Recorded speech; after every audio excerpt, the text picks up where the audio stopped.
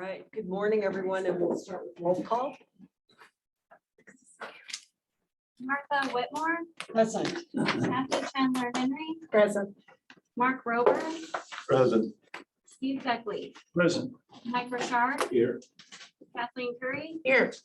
Dan Winnery, Rob McGinnis. Here. Tom Gray, Here. Mark Catlin, John Ely, Here. Alden Vandenbrink, Doug Monger, Here. Reedy Hazard, Here. Taylor Haas. Present. All right. We will start with review of the agenda. Is there anything anybody wanted to add to the agenda? Any changes to the agenda? Peter or Andy? I don't have any proposed changes. No changes from me. Okay. Next is the consent agenda. Is there anything anyone wants pulled from the consent agenda? Okay, if not, is there a motion to approve as presented? So moved. Second. Okay, moved by Chandler Henry, second by Hazard. All those in favor, aye. Aye. Opposed, nay.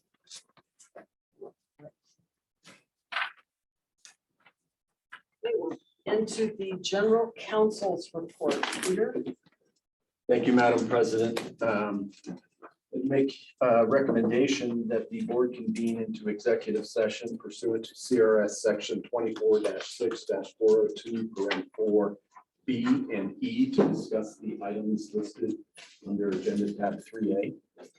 Is there a motion to go into executive session? So moved. Second. Moved by Hawes, second by McGinnis. All in favor? Aye. Aye. Opposed? All right, we will now move into executive session. Madam Chair, Yes. actually, I was eating a banana. I didn't second. Oh, sorry.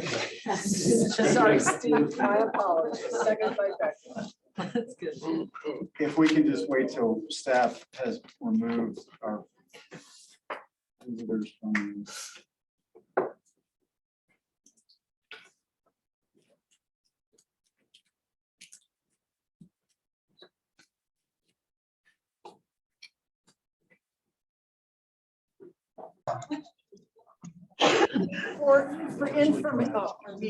For information.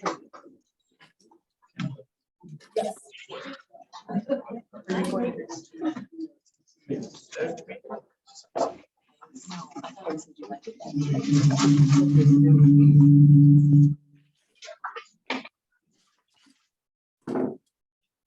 Okay, we are in general session now. I'm going to ask you to summarize our executive session, please. Thank you, Madam President. Executive session this morning. Here's someone on Zoom also has their audio that's in this room. If everybody can make sure you mute that. That's, I think somebody just fixed it. All right, Okay. perfect. Thank you. We're less imposing, please. During the executive session portion of today's board meeting, the board discussed and received advice from council on the items listed on agenda 3A Romanet 1 and 3A Romanet 10. The executive session is being continued to tomorrow to address the other items attached for executive session. I would also note that for the record that the board had invited John, Karen, Beth Van Verse, and Steve Wolf to participate in the discussion on item 3A Romanet 10. Great. Thank you. And for our public that has joined us this afternoon, I'm going to ask if there's anyone who wants to comment on something to the board that is not on the agenda. So this is a public comment opportunity. If anyone has anything they'd like to bring to the board that is not covered on the agenda or that is covered on the agenda and you'd like to be heard on a specific issue. anyone raising their hand that on Zoom? Okay.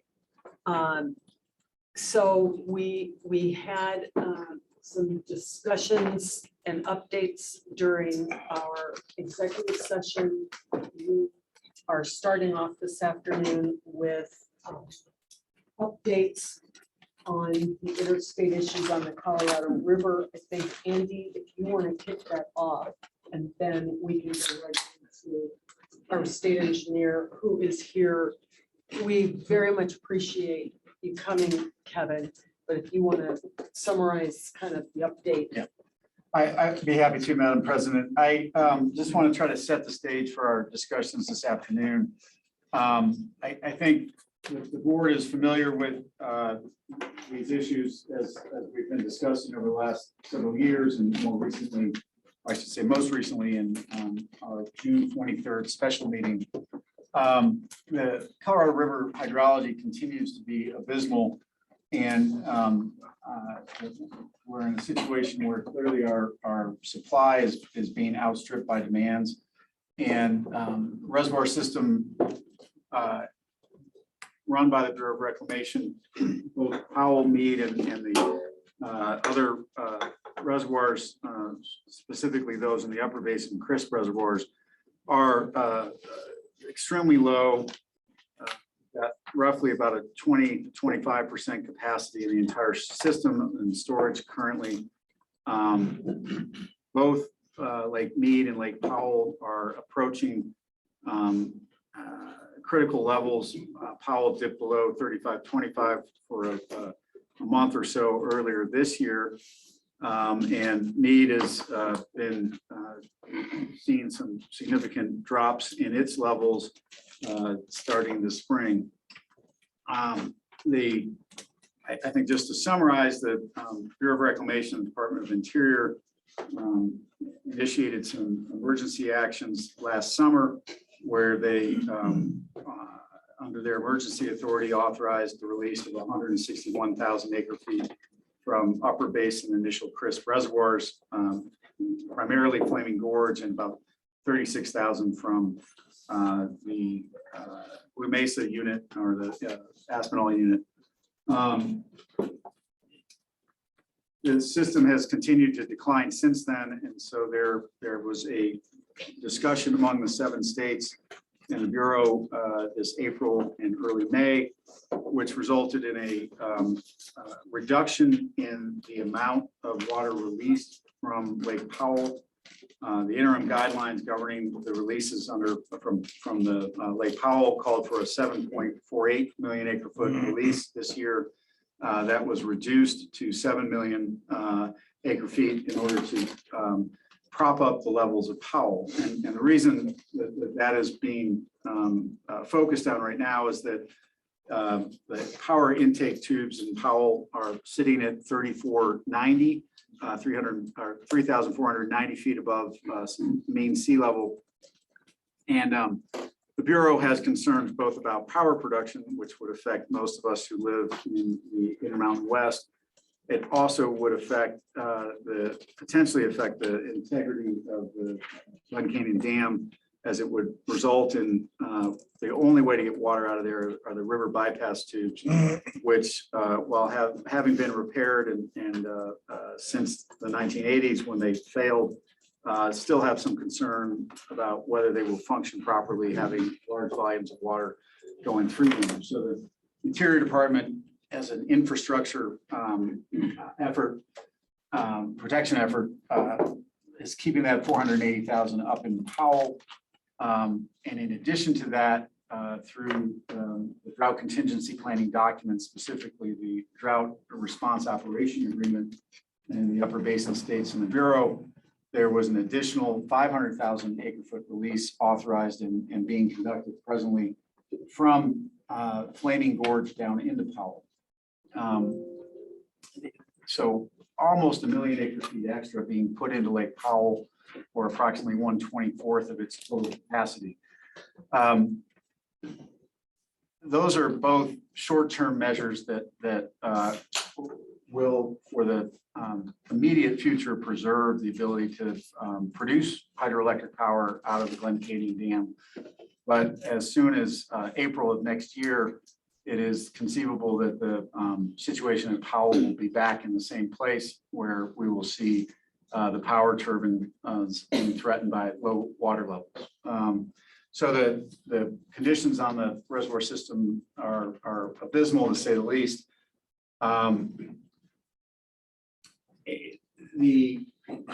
On June 14th, in front of a Senate Committee for Environment and Natural Resource, Commissioner of Bureau of Reclamation Camille Tootin announced that the Bureau and the Department of Interior would like to see the 7 states come up with a plan to conserve 2 to 4 million acre feet of water in the next water year and beyond on an annual basis.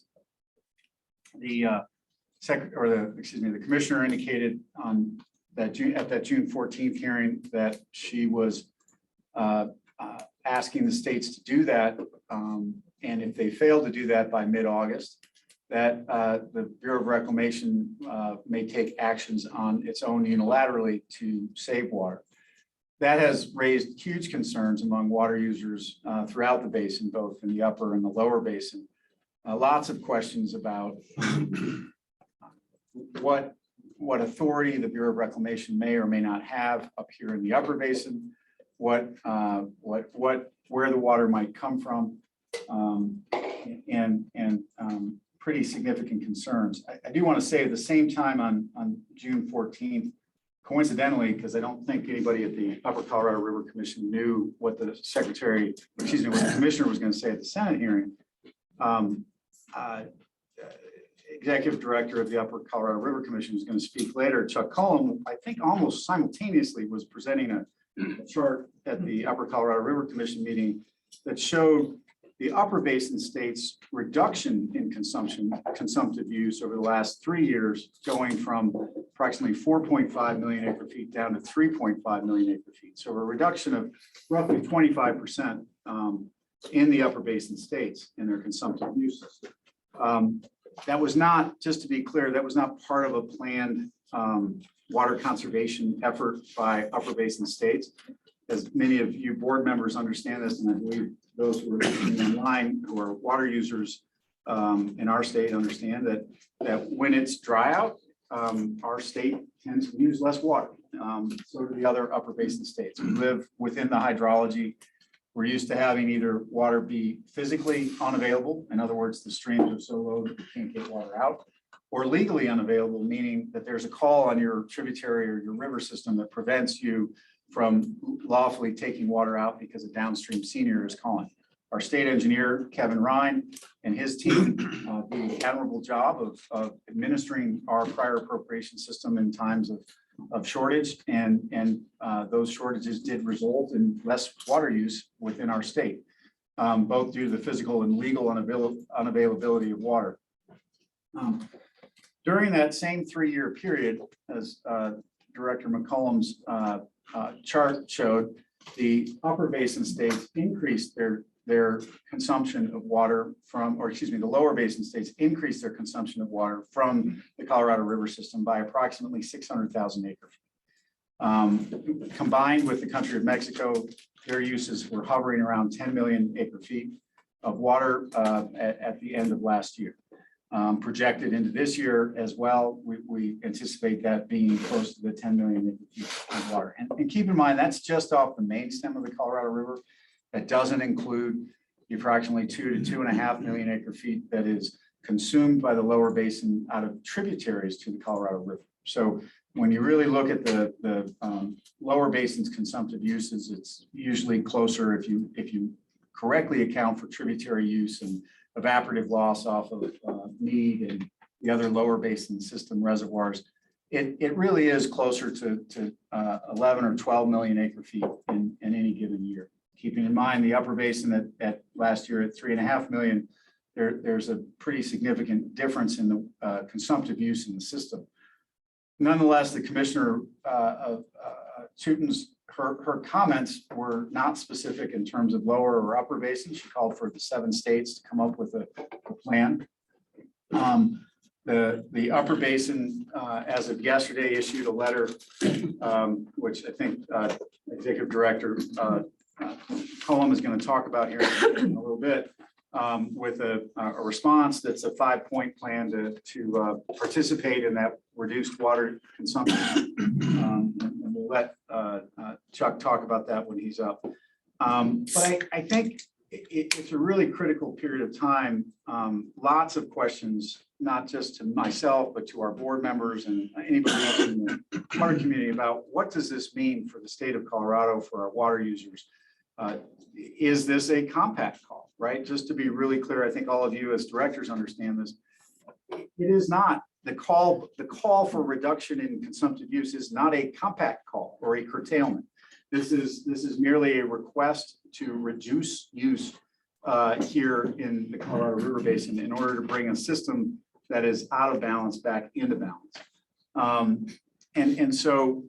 But it does raise questions because while the Upper Basin has always been in compliance with its obligations under the 1922 compact, the question arises that if we start seeing reduced deliveries at 7.7 million acre feet or less this year and over the next several years, the question is what will happen to our compliance? Our position, as I think you will probably hear from State Engineer Ryan here in Colorado and in the upper basin, is that we only owe 75 million over 10.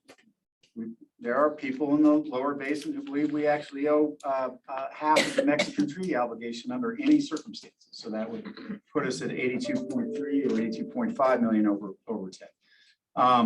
So there's a question there.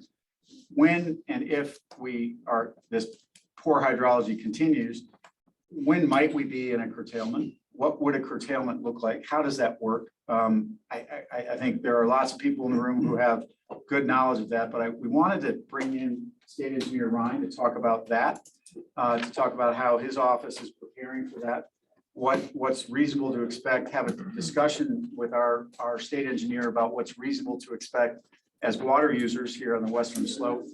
But then move from Director Ryan's discussion and presentation into a discussion with Executive Director Cullum to learn more about how the Upper Colorado River Commission functions, what Chuck's role is there, and then how the 4 Upper Basin states interact with each other through that, but also how they interact with the federal government and the lower basin states. So important to understand that, the moving pieces.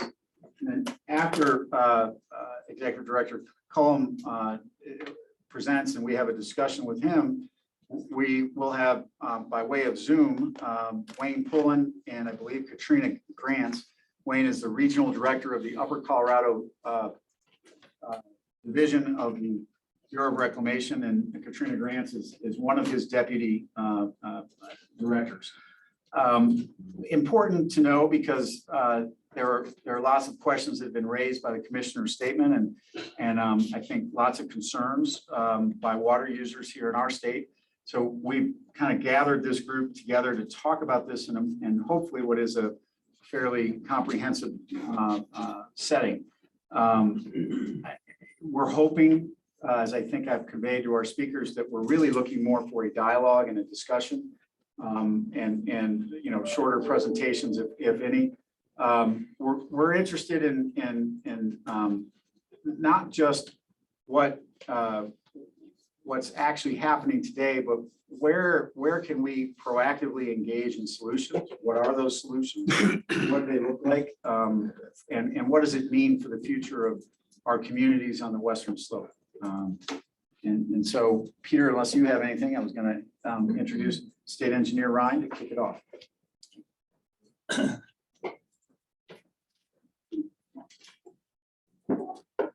Thank you, Andy. Thank you, everyone.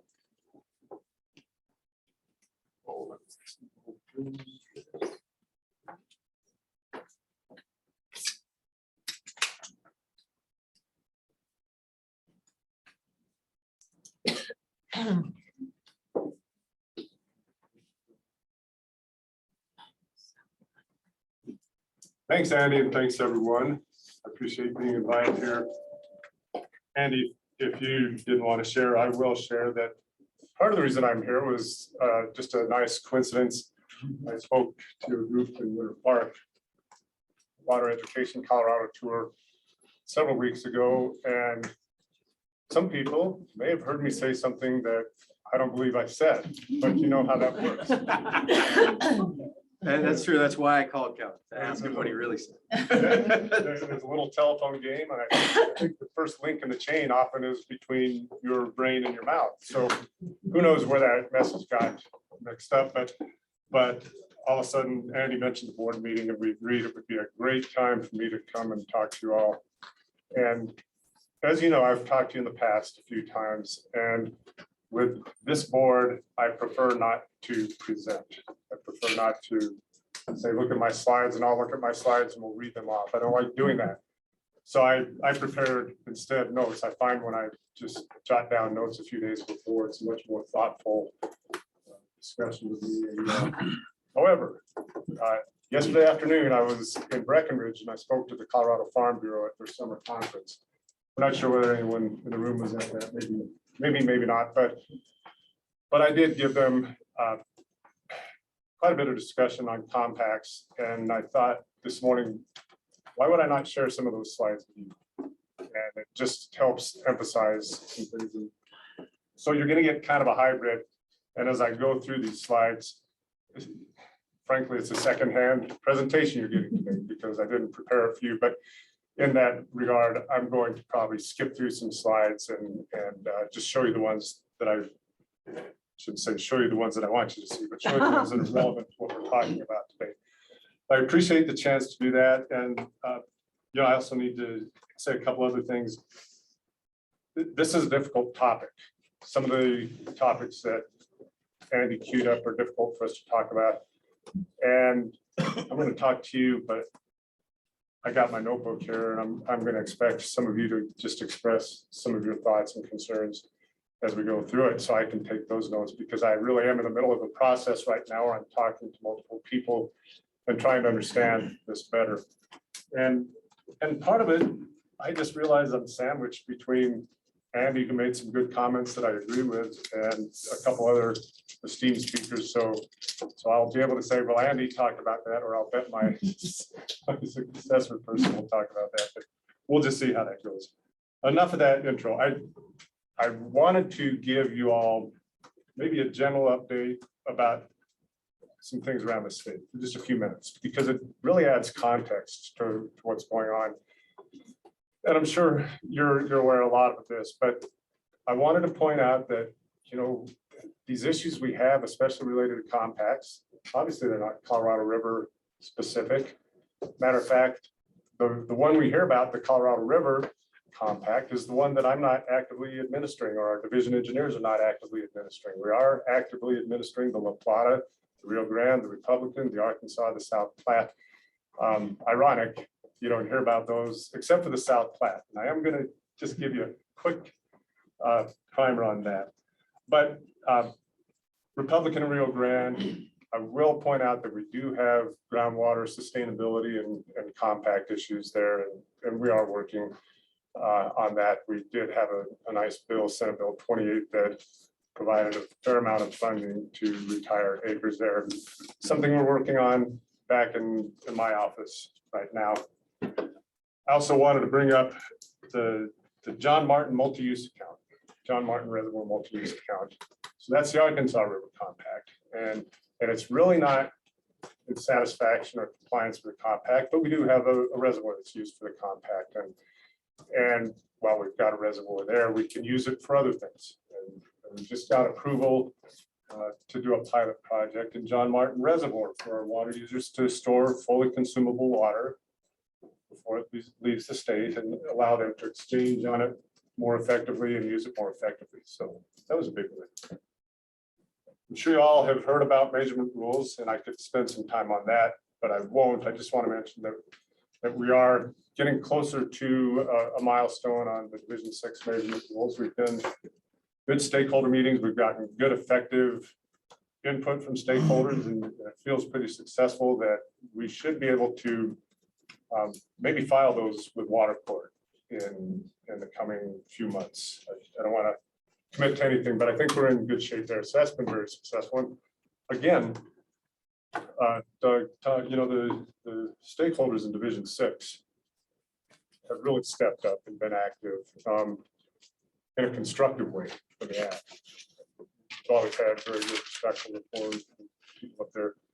The last thing I want to mention is the South Platte Compact. And I will give you guys 2 or 3 minutes on that, just because it's very interesting. It's in the news. And it's, of course, a Nebraska claim. So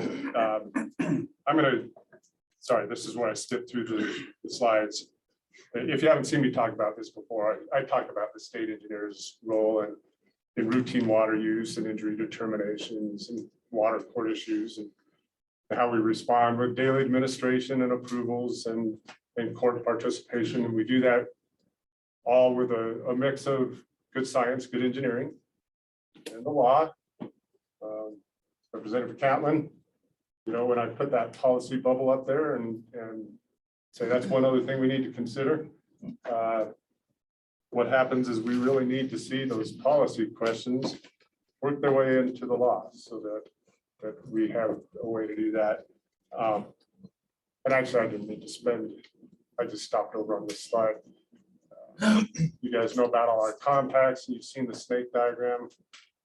What I really wanted to, let's see, that board is not catching up with my screen.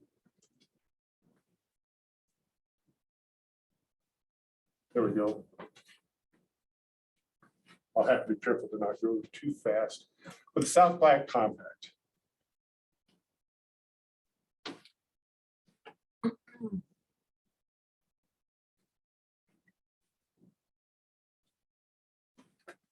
Nebraska's Governor Ricketts announced on January 10th that they were going to construct the canal in Colorado, diverting water off the South Platte. And he said that Colorado was not delivering the water that we were required to by the compact, which we countered we were, and we haven't heard that ever since. But right now we operate according to Article 4, which means during the irrigation season, we deliver a certain amount of water at the state line, 120 CFS. If we don't, we're curtailing water rights in what we call District 64. So here's a little schematic. You can see the Nebraska state line on the top and to the right. And this gets a little busy, but I just want to point out that that brown diagonal line at the lower left delineates what is District 64. And that's of interest to the compact because the compact really doesn't reach above District 64. Now, we have, for the most part, very junior recharge rights during the non-irrigation season that help us with our Platte River Recovery Implementation Plan and provide augmentation for the wells that pump during the irrigation season. The Perkins County Canal would divert during the non-irrigation season from October 15th through April 1st. That's what's going on. If they construct that canal, they have the equivalent of a 1921 priority for 500 CFS at lower irrigation. That's Article 6 of the compact. That's what they're saying they're going to spend $500 million for. And you can see there's a lot of activity. Of course, during the summer, we do have, as I said, the wells pumping and irrigating, but and a lot of surface water, direct flow irrigation from the ditches. So that's what's going on right now. The question is, how would that impact Colorado uses? How much water does it give for the Perkins County Canal? And importantly, does it really affect the uses and development that Governor Ricketts was concerned about when he announced the plan for this canal that is up near the Front Range, up above District 64? We are right now offering to review any information that Nebraska can send us. And right now, they haven't given us a lot of information. But this is a really good example of the complexity of these compacts. And we've got 9 of them. Each one of them is different. And that's why the Colorado River Compact is such a unique, is such a complex and difficult issue for us all to talk about. But just the lasting emphasis, you see that Julesburg gauge up in the top right. So we administer to that during the irrigation season. And it's quite a contrast to the way we administer the Colorado River. I said that I'd come here and talk about Colorado River, so let's move on into that. That'd be a good start. I'd like to put up this laundry list of issues in the Colorado River: drought, overpopulation, the compact, the Upper Colorado Compact, compact compliance administration, DCP, demand management, reservoir levels, drought response operations agreement, and then of course the recent announcement for 2 to 4 million acre feet that you raised. And for better or worse, I look at this list and I'm overwhelmed. And the good news is I don't have to answer to a lot of this because we've got a commissioner with the Upper Colorado River Commission, Becky Mitchell, our CWCB director.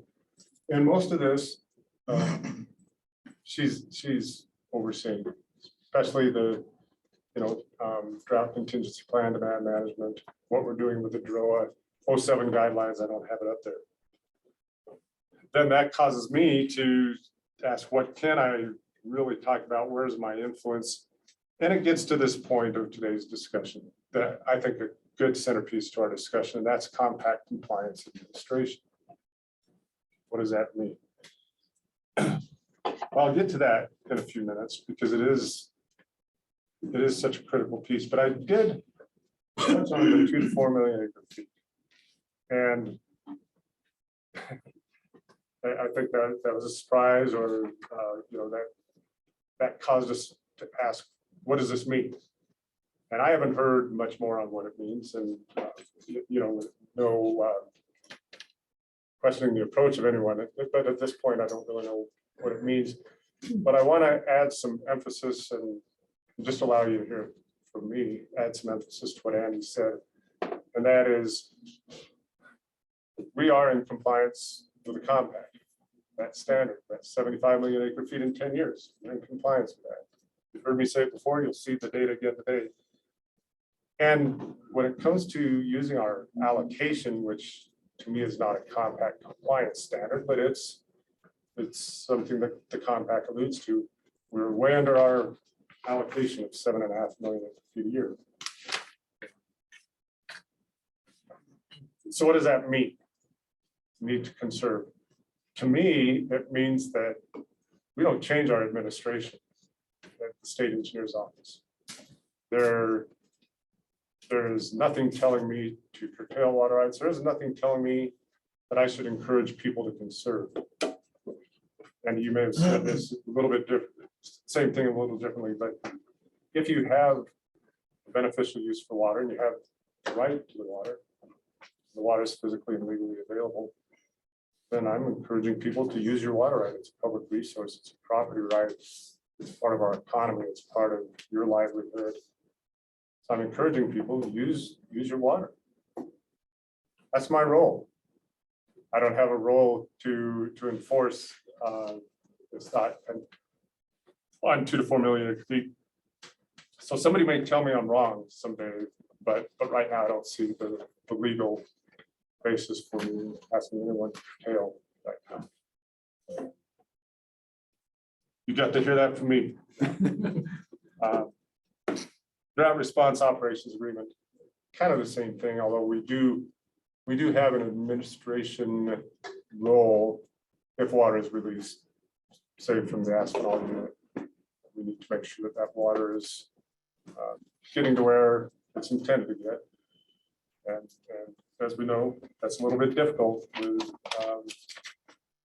Compagre Valley water users, so we have to watch that closely. But we do have that role. But other than that, those crisp unit releases are a little bit out of my realm as well. But what do I do then? I'm telling you what I don't do, but what do I do? And of course, we do our interstate administration in Colorado. That's what we do well, whether it's directly, indirectly related to the compact, or it's just our daily use. You saw the bubbles I put up there at the beginning, routine water administration, which is never routine, but I mean routine allocation of Colorado water rights. What we do. And that's important because we want to be able to say, as I think if we do good faithful administration, I agree that was not a conservation effort, that was not with conservation in mind, but I will say that it is nonetheless a reduction in our use. Of course, reduction by hydrology, fair enough, but it is a reduction. What we do hasn't really changed, doesn't change with climate. That's the beauty of the prior appropriation system, or for better or worse, it's the prior appropriation system. It's an objective approach, and it takes a lot of that judgment call, that judgment decision-making out of it. So that's what we do. But it's a little bit harder at times like this, and I'm just going to take this opportunity with Andy, and I saw Hunter back here.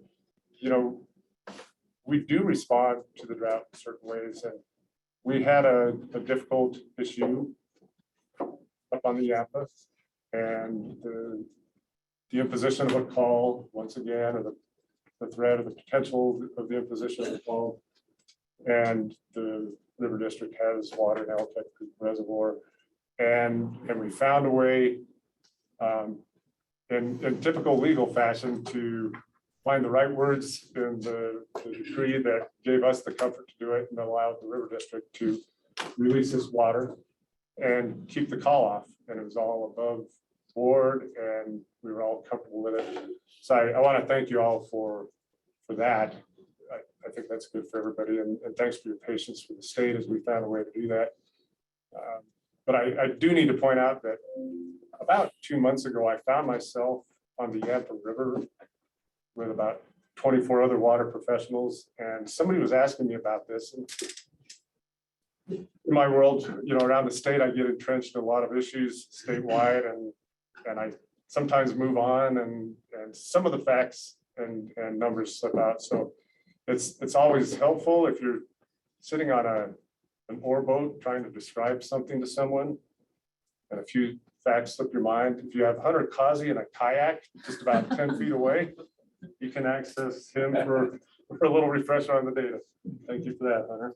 You recall what I'm talking about? Oh, definitely. Yeah. It was the hot sun.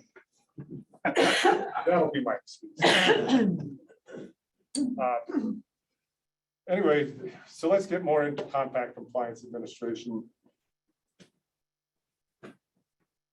and talk about that. And here's where I'll jump back in, I think, into my slides. I'm not going to dwell too much on this, but if you've seen me talk about this before, I first of all want to talk about the Colorado River Compact. 75 million feet in 10 years, that's our standard. So we've talked about that.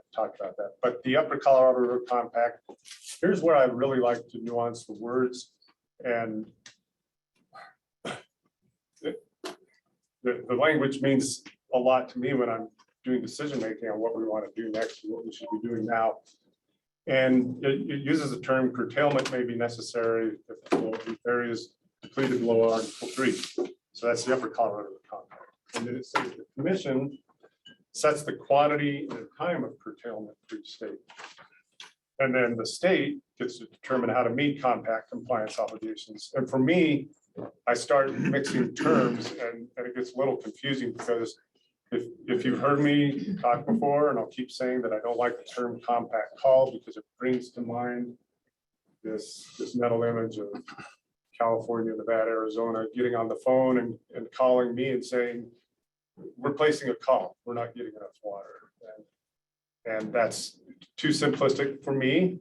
And of course, that's not even how it works. I just really want to emphasize that from my state engineer administrator view, my perspective, I need to wait for the Upper Colorado River Commission to give me the word.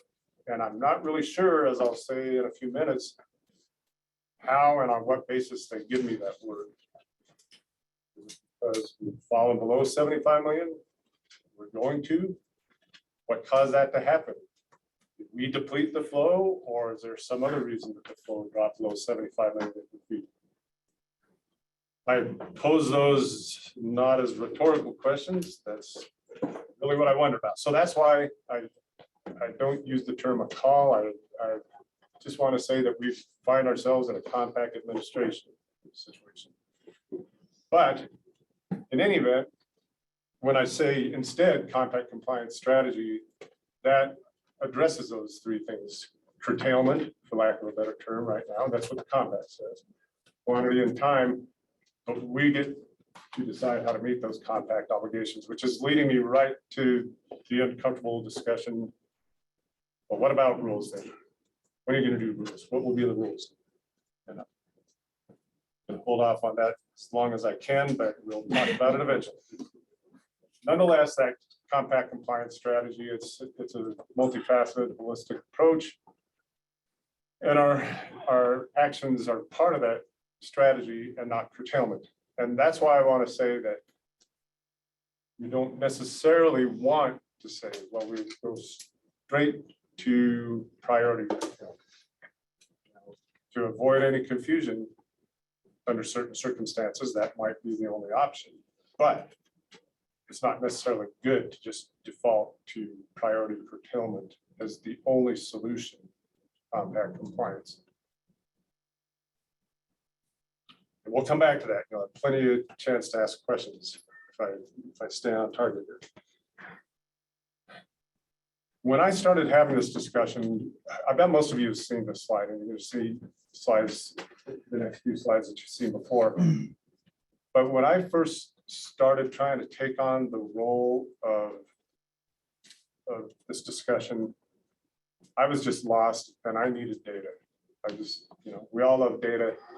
And, how can I put this together in a way that it makes sense to me and gives me comfort on what we're doing? So I went back to the Upper Colorado River Commission's report. And this data here is right out of that report. And let me explain it to you if you haven't seen it before. It's a straightforward chart. For the last 19, 20 years, the middle column is what the leaf area flow has been. And 8 million, 9 million, 12 million during the great year, 9, 8, 7. And all of us are pretty good at the straightforward math. When we say 75 million acre feet over a 10-year period, well, that's 7.5 million acre feet a year. So we're building that account up when we're over 7.5 million. Let me just say real quick, Andy, thank you for taking the Mexico question. I just tend to avoid it. Too complex to just say, well, you need to add 750,000 a year to that, or 7.5 million over 10 years. Too complex to say that. Enough said. But so over 7.5 million a year, and that's why you see again that account in the third column, the 10-year total, staying well above 75 million. Of course, we had some good years that dropped off. Fair enough, but even now in the year 2020, I say now that's the last year which I have the final report, 92 million. That's compared to the 75 million. That's compact compliance with the latest data, 75 million, sorry, 17 million acre foot cushion. But we can't just rest on that. And there's a reason that I do this. We'll focus on these last few years. Talked about, again, the 2017 through 2020 totals. I just showed those to you. And let's look at 2021 through 2023. And I'm treating 2021 as though it's in the future tense. We just don't have final numbers for it. But you can see 8.379 million, 7.63 million, 7.731 million for those 3 years. Those are based on 24-month study from the Bureau of Rec. I regard those as good numbers. 2022, though, is a little bit manipulated. 2022 should reflect, but that number goes down to 7 million acre feet instead of 7.48, which it would be under the 07 guidelines. But we know that only 7 million is getting released. However, my understanding, I have it on pretty good authority that on paper for compact purposes of leaf areas, as though it did pass. I got a confident nod there, but the other tweak to these numbers, you can see my black bullet below, is that it's a pretty good number for Leaf area that take the Glen Canyon releases, add 150,000 for inflows from the Paria River. And so I've added 150,000 to all those in blue that you see there. Okay, and then the red, let's just go out even more into the future, 24, 25. I'm just using a conservative assumption for planning purposes, 7.4 million acre feet plus the 150,000. So the point is, with those 7.63 million numbers, we can go out to 2025 and we're still at 84 million. And we're still above that 75 million. Now, is that forever? Can we just bank on that forever? No, we can't. But that coincidentally is around the time that we need new guidelines. And so that's what I like to look out into the future to tell me, here's the point of all that. For those of you that have seen it before, thanks for being patient. Point of all that is we won't have compact compliance administration, at least in that time period. That then lets me focus on that rulemaking question with at least that understanding. Not that we can sit on our hands, but at least that understanding. Here's a graphic of the chart that I just showed you. 2025 trajectory since 2022 or 2002. Average has gone down, but we still stand with that buffer. Okay, here's where I start getting the more difficult part, and you know, maybe this is a good time to say you should have, and you still can just interrupt me with any questions. But yeah, go ahead. I'm trying to determine if the compact compliance strategy really is anticipatory compact compliance. In other words, do you take action on anticipatory compact compliance? Is that kind of what we're looking at when we talk about your strategy? Yes, well, that's the first difficult question, isn't it? Because, and I'll probably touch on this in a couple slides, but if we decide, but if we find ourselves in 2027 in that compact compliance situation that I talked about, and then we start trying to develop tools and strategies, we're way too late, right? I think that's your point. So anticipatory, what can we do in anticipation? That's exactly right. Do you have the authority on an anticipatory to act in anticipatory, almost kind of like a wilderness study area ahead of an actual wilderness? So compliance requirements, or rules and regulations based on anticipatory, or is that how we kind of use the word compact compliance strategy? So I think you maybe use the word authority. Do I have the authority? And I do have the authority. Then it's a question of, well, when do I invoke that authority, or when do I exercise authority? When is the smartest time to do that? And so stay engaged in that slides. Because I have a lot to say about that, and I'm not sure how satisfying it's going to be to everyone, but that's where we need the back and forth. So I just showed you the probability is low in the near term. That's the red text. The Upper Colorado River Commission, what is the role? The way I described it a few minutes ago, there's still unknowns there. And then how we would implement that compact compliance, there's unknowns and unidentified alternatives.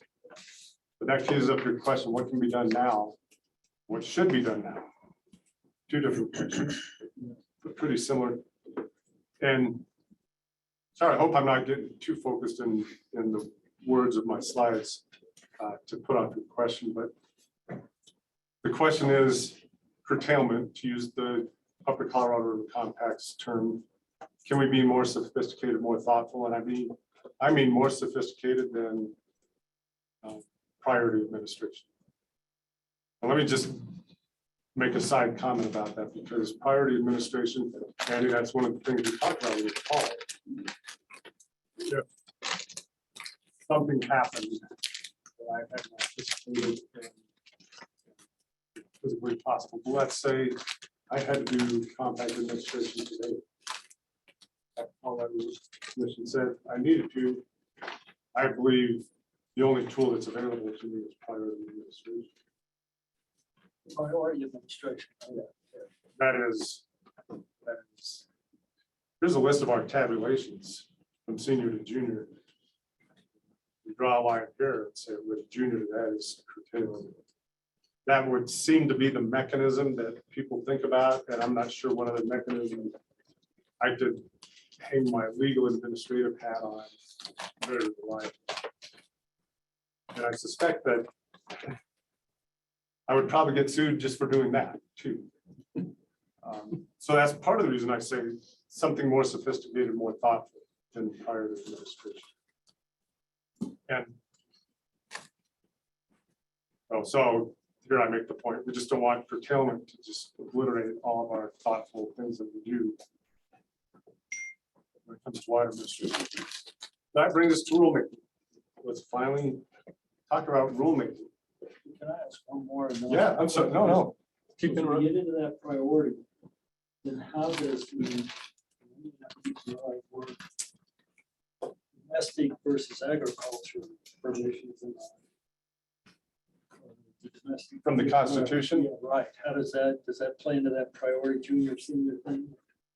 So I'm looking around 1, 2, 3 attorneys at least. I don't know who's laying in the weeds, but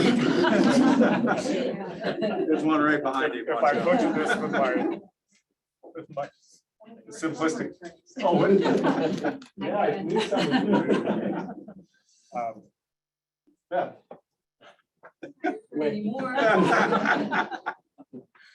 But, and if I butcher this, somebody correct me, but, you know, that's constitutional, that domestic versus municipal, or sorry, municipal versus agricultural. And yes, so water rights can be condemned with just compensation or something like that. So my understanding is that those water rights could be taken by a municipality, but it has to be through that legal process with just compensation. I feel like that's 120-year-old case law, and I don't think it really gets exercised anyway, but that's the answer to that. So would that find its way into then our administration? In other words, Yeah. yes, I said priority administration, but this certain water authority on the west slope is going to get the nod over the senior agricultural right because of what the Constitution says. I don't have any legal basis to do it. Okay. Without rules. Does that sound all right? Andy, Peter, Marty? Only with those rules are approved by the Supreme Court. Not on the rules part, but on the Yes, on the domestic preference. Yeah. Yes, that sounds correct to me. I think you're right, 120-some-year-old Supreme Court case law that interprets the domestic preference in the Constitution to mean only that municipalities can condemn with just compensation from other water rights. With one caveat, that case doesn't distinguish indoor and outdoor domestic use. So there, you could have a conversation, I think, about indoor versus outdoor municipal use and whether or not outdoor municipal use is co-equal with outdoor agricultural water use to irrigate hay that's this tall instead of turf grass that's this tall. But just to make sure I have it clear, totally clear, I think what I heard you say was you don't have, right now, you can't go down the path of addressing that domestic thing versus that domestic versus agricultural preference was the word, I think, without rules. Did I hear you right, Kevin? I'm just making sure. I probably conflated two topics just in my incidental comments, but let me just treat it as two different topics. That question about whether I would favor municipal over ag, because Separate. it appears in the Constitution. I don't have any basis to do that. Okay. And then the separate question of what about with rules? I was just setting us up for the next discussion. What should be allowed in rules? Maybe some things that otherwise could not be allowed.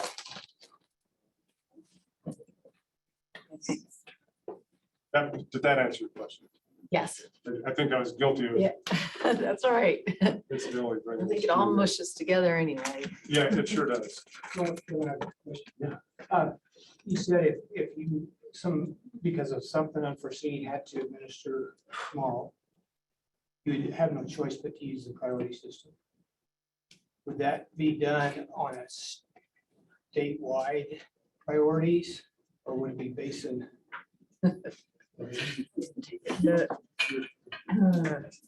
Well, that's, you heard me say, I would still probably get sued. And It is. you'll see in a few slides, some of these questions I raised. Or I'll raise now. What about basins that have different general jurisdictions?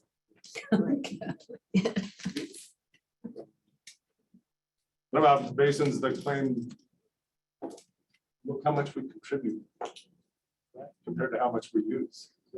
You're not talking about the Nepa doctrine. Come on. I've never heard that term before. Keeping that aside, I'm just curious, the broader question, would you anticipate a statewide priority system, just put all the water rights of the state in an order and start down the line?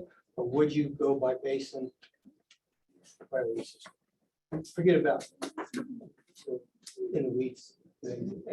Yeah, if Beth was still my attorney, she'd say, I'm being asked to answer a hypothetical and You're not in a court of law here. You can answer. but I'm gonna say that I don't want to try to answer that because I don't want to even recognize that possibility. I use that to make the point, but that's the next degree of complexity and difficulty in the question, how we would treat those more nuanced or more detailed aspects.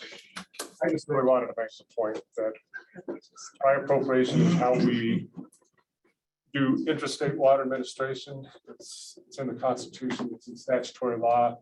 That would be my go-to. The details of it, I don't feel comfortable answering that.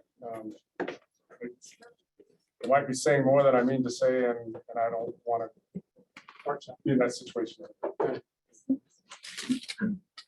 Well, then you're leaning in. Yeah, I guess, well, Kevin, settle down now. I represent a basin that we're 45% of our water is subject to compact curtailment. It's the largest proportion in the state.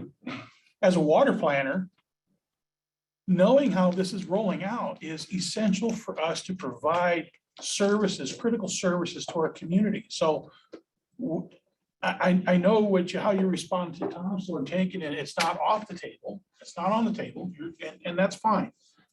But when will we know? Because these water plans take decades to work out in water time, not just a matter of years. So when we're looking at having to implement some sort of a curtailment, you're going to roll them out fairly quickly, or it can be. But then how we respond can take a fairly long period of time. And when you're in a basin like I represent, so sad, too bad, I guess the tap's going off. Who's going to get the scraps? So that's where timing, I mean, we've been asking this for quite a few years. When can we learn and get an idea on when can we start this level of planning? Because it's fully exempt on our side.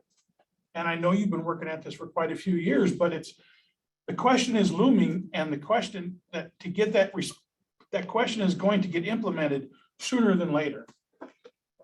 At least that's what I envision in my mind.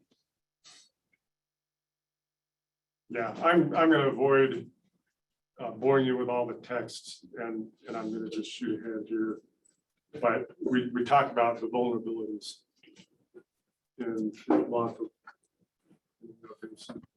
and basically all the basins in the state, because they all use Colorado River water. And so what are those types of use?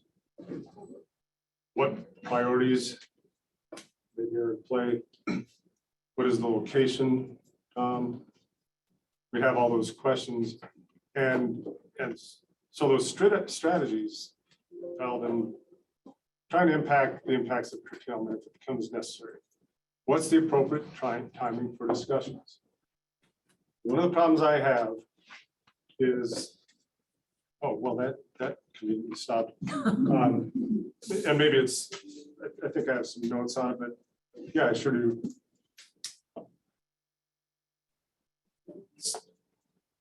Some of the things I might venture out there, let's say it's like the Division 6 measurement rules, and we kick that off January 1st, 2023 or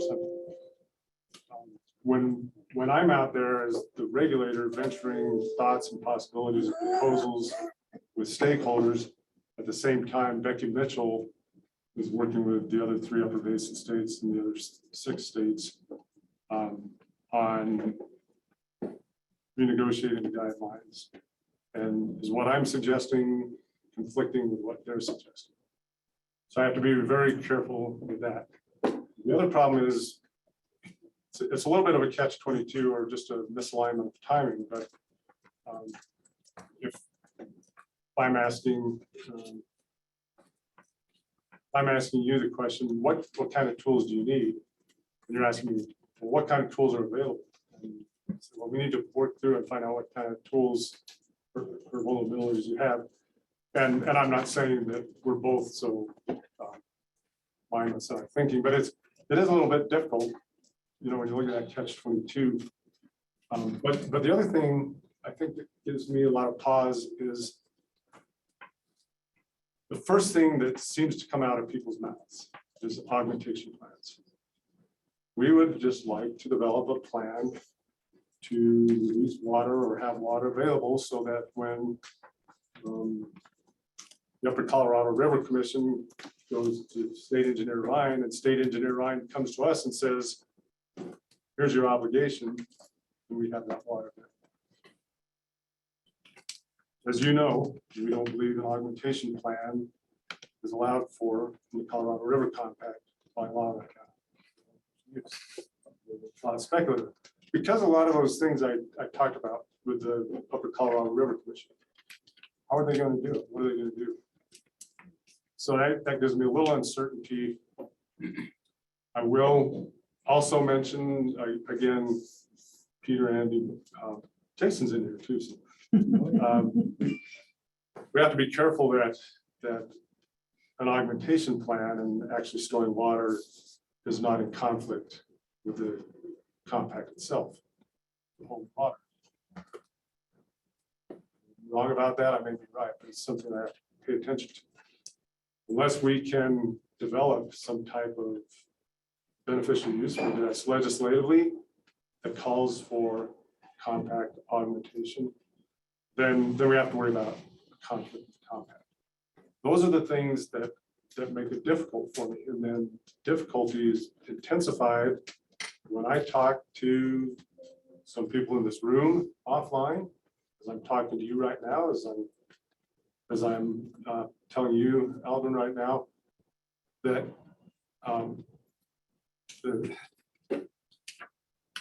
you need the strategies now.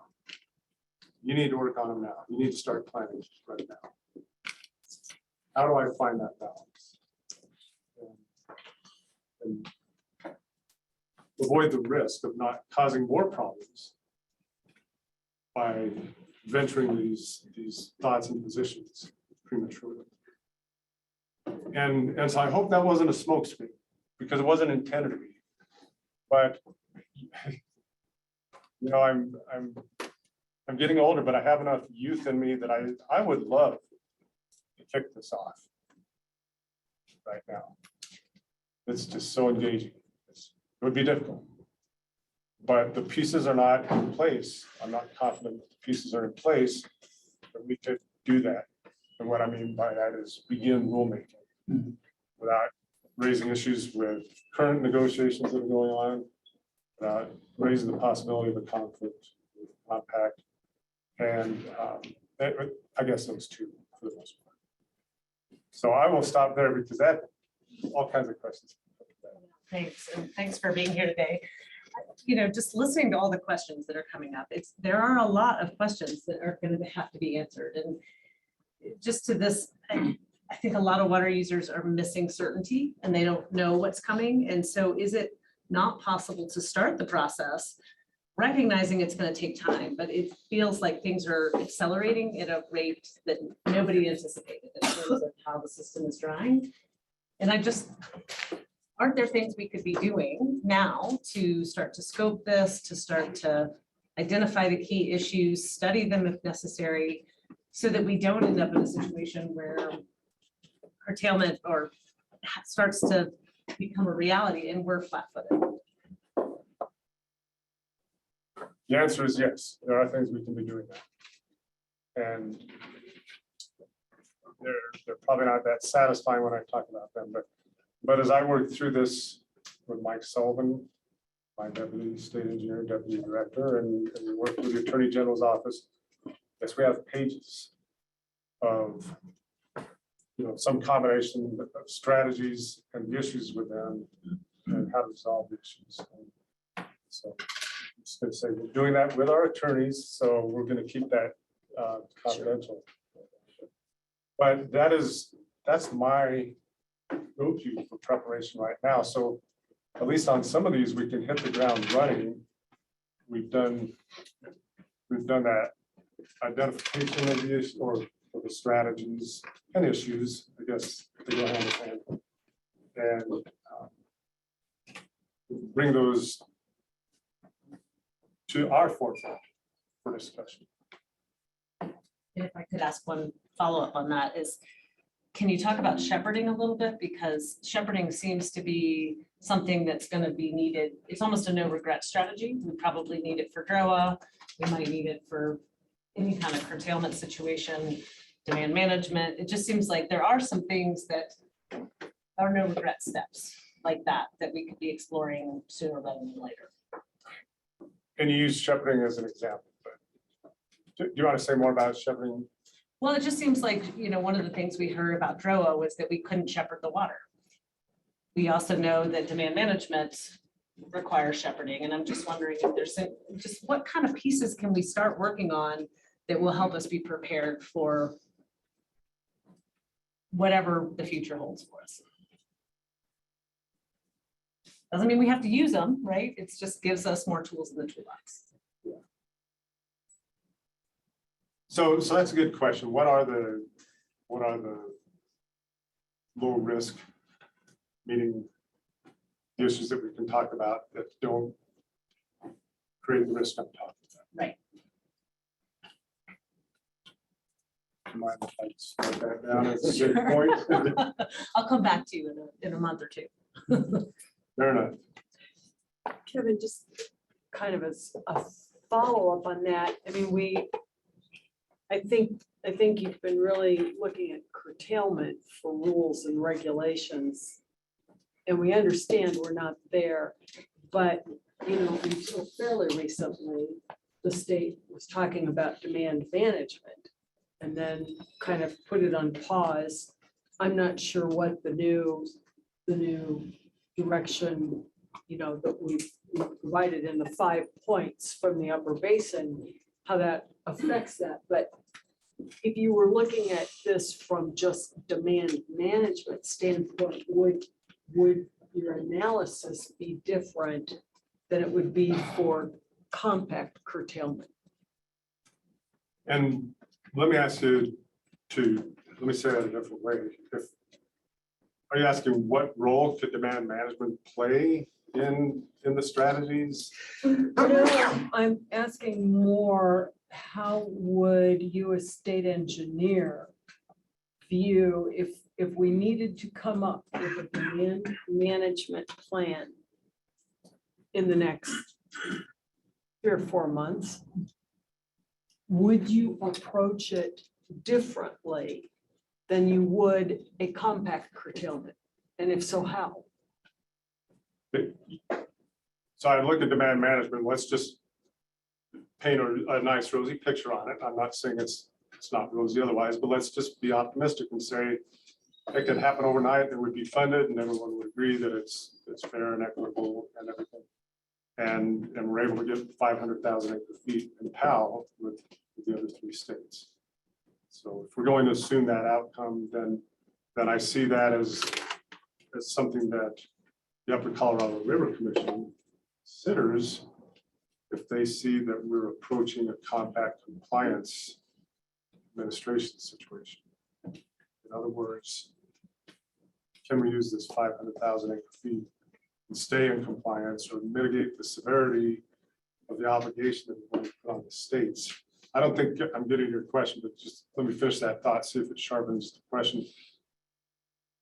That would then mean that the tools and strategies that would be in a hypothetical or a future rulemaking are used to a greater or lesser degree, or not at all, if the 500,000 acre feet solves the entire problem. I think this board has, and our staff have looked at demand management maybe a little differently, in that I think our board and staff have kind of approached it from a perspective of all users, you need to have, it can't just come out of agriculture. So the TMDs would need to find a way to participate, as an example.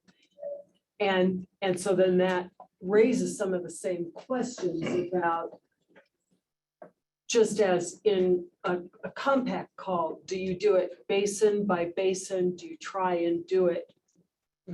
Do you just look at everything after, post compact?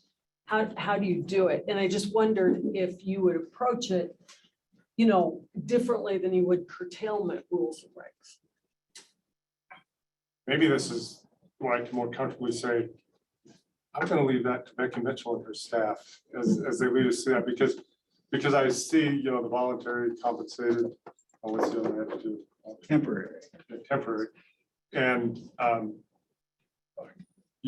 suppose I've heard that question, well, if it's voluntary and compensated, and equitability is, a backdrop to all of that. Are you going to limit people from participating? Because too many from that segment, too many ag producers are already participating. No more can do that until we get some municipal or transport. I've just kept an ear to the ground on those discussions, and then I'll just back out from this. So I'm kind of gathering you're not seeing that the state engineer really has authority or a role in doing something involving something less than compact administration. Is that? When you say compact administration, you mean like priority? Yeah. We would have a role through developing and administering according to rules. And that's where I will say, I'm not going to discount the potential that we could deviate from priority administration. If the law supported that and if the rules supported that, but I don't know what that looks like. Peter. I think maybe President Whitmore might be where you're headed, but at the beginning of your, or somewhere in the early part of your presentation, Kevin, you talked about, where your authorities lie on that list of interstate issues, compact administration, sort of key point one. The other one, I think, was in going back to Director Hawes's question about shepherding, about how do you, do you have authority to shepherd, for example, demand management, conserved consumptive use, whatever you want to call it.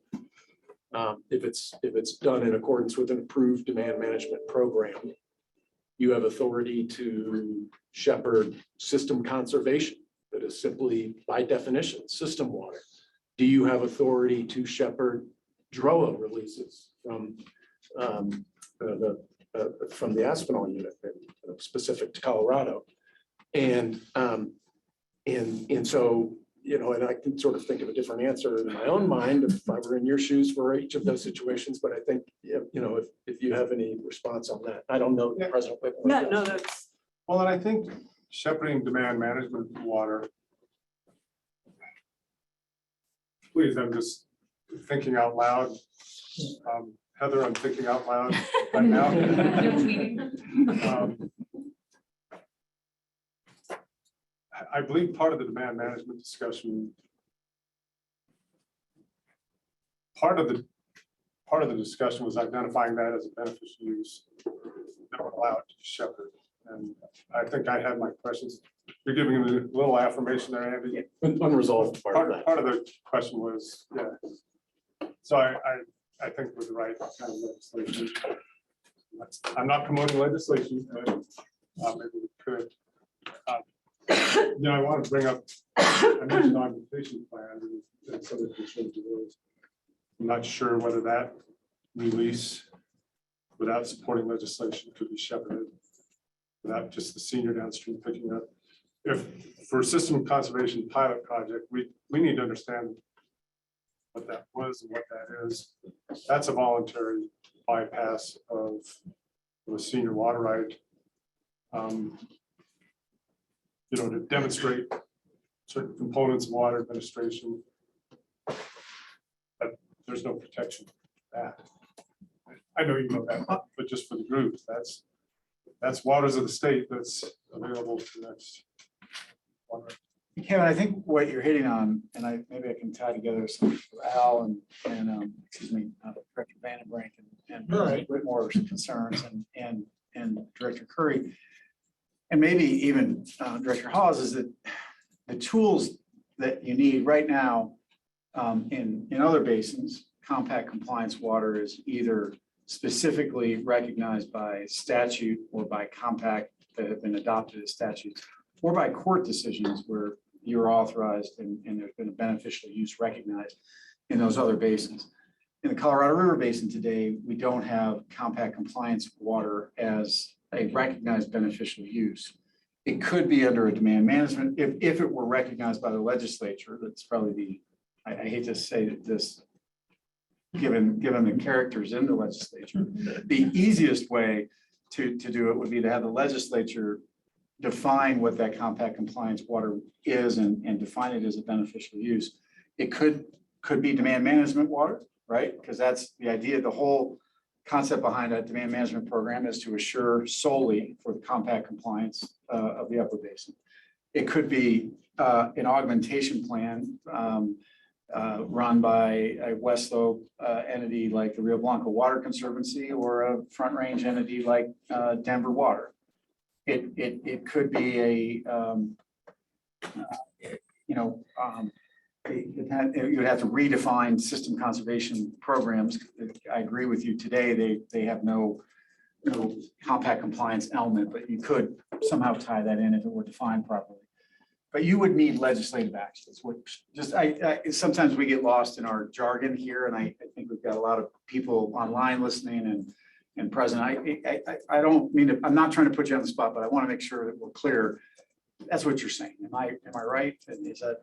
No, as usual, Andy, you did an excellent job of cutting through a lot of my venturing into different directions. But yes, it does come to a matter of authority. A lot of these, augmentation plans, especially ability to shepherd certain things. That's my concern. So I had a couple of quick questions, Kevin, and thank you very much for coming. So, you showed us those numbers for the 10-year running averages when you're on the graph, and I really appreciate that. And it kind of gives you a little perspective. I guess my question is, augmentation plans need water. They need wet water. And if we're already pushing the envelope of how much wet water we have, when do we come up with the fact and say, hey, the Colorado River system is pretty damn close to being over appropriated? And so what do we do about growth and new people coming to town and the rest and all of our towns? And then my part of the question, then I'm sorry, too many questions here, but what would initiate to you the need to start the rulemaking if we think that we're not in a place now, which I don't disagree with you. We don't need to create additional brain damage, and we might not need it. We could not have 20 years of drought. Tomorrow we could turn around and start having some rain and moisture and the rest. So I don't really, but anyhow, so if we have augmentation needs, we need to have some wet water out there.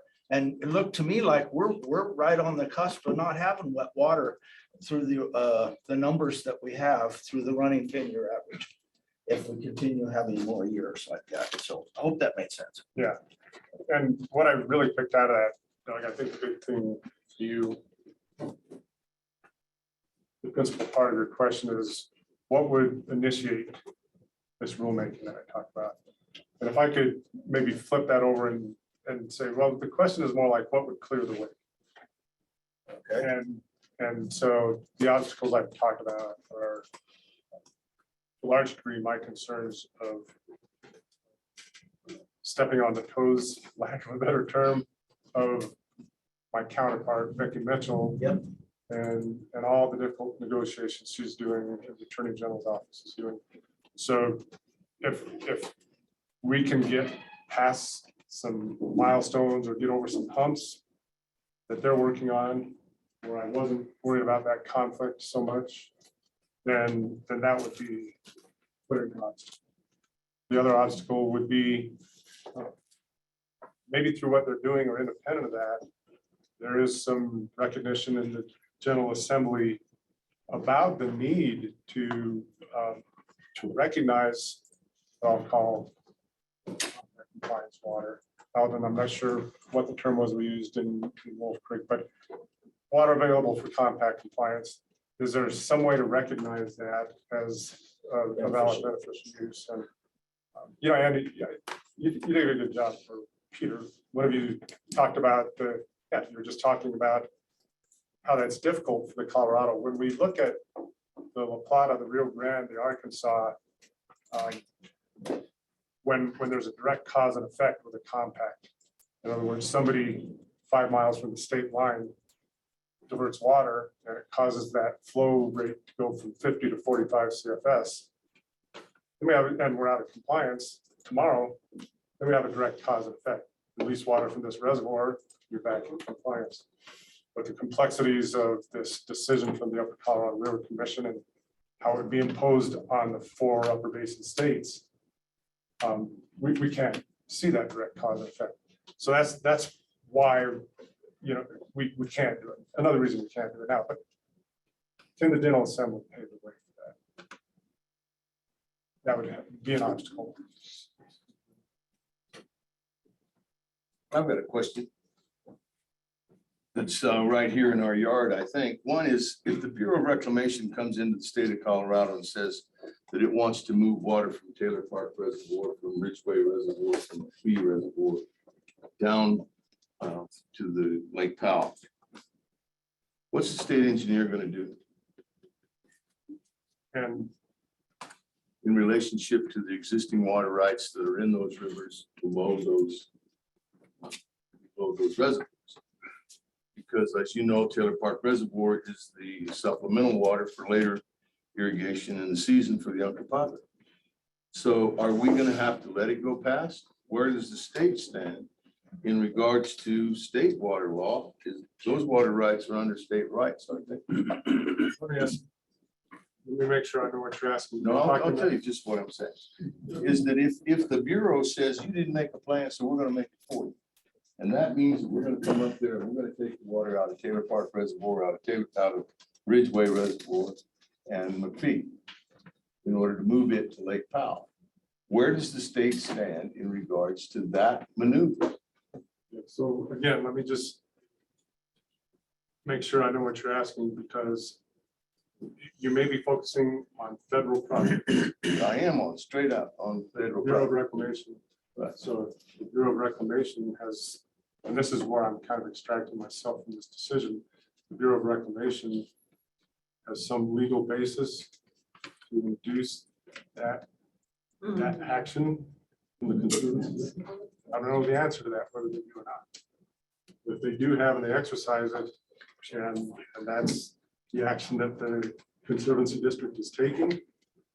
My question is that, are those water rights granted under state law or are they under federal law? We're talking about state water rights. That's right. So you can't just come in, I can't just come in and say, well, I think I'm going to have a drought, so I'm going to take that water in case I have a drought. You being the Bureau of Reclamation. Me being a water right holder, the Uncompahgre Valley manager, I can't go up to Upper Gunnison and say, I'm calling you guys out because I think I'm gonna be dry. You won't allow that. Same thing is true with the bucket of water sitting up above us, that it's got a purpose, it's got a water right, it's got everything. No owner of that water right can come and take it from us to where we can't use it in priority. Can they? And that's why I'm gonna, we can continue this, I can talk offline, Sure. but I'm not sure what authority. This is not one of those rhetorical, I'm not sure. I really am not sure what authority the Bureau of Reclamation would have to reduce That's right. a federal project with state water rights to release them to get to Powell. That's But what we're if- worried about. and I'm not sure what ability I would have to shepherd that water. And that's one of my next questions. But we won't pass that one. Yeah, I already figured you don't have it. So Kevin, we would think that you don't have the authority to shepherd water to the state line if the Bureau were to release water for a non-decreed purpose. The decrees are decreed for irrigation. Mark specifically is talking about the Uncompahgre project, but you can picture any number of projects where they're decreed for We've specific. got a lot of those projects in my district. Right. And we ran into the same thing with the Drought. And you didn't shepherd that water, but they didn't ask you to shepherd it either, right? Yeah, but we found a way to have conditions where it did need to be shepherded. If that, So, that makes sense. so what were those? Yeah, because that's part of what I was trying to get at too. So what were those mechanisms? What were those mechanisms? Condition. Well, and so I'm going back, we found a way to satisfy the tunnel, their diversions. And from there on, there was not a call that would affect that release.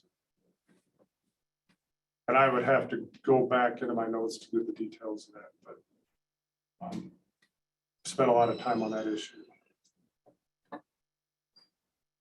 Yeah. So ultimately, Kevin, and thank you very much for your candid conversation with us this afternoon. Very beneficial. Thank you. Does the state have ultimate primacy over all the waters within the state boundaries? Or is there the ability for the feds to come in and do what they think needs to be done?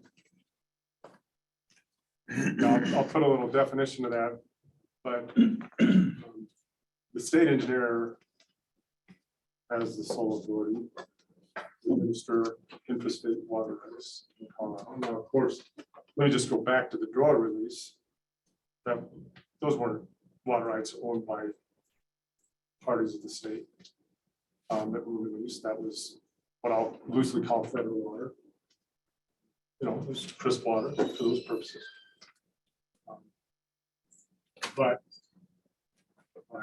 I say the Division of Water Resources has that sole authority to administer interstate water.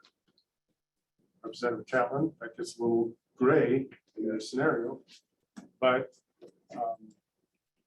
the federal government may have some influence over federal projects. Answer to how much influence they do. But we don't have that influence either, other than prior to administration.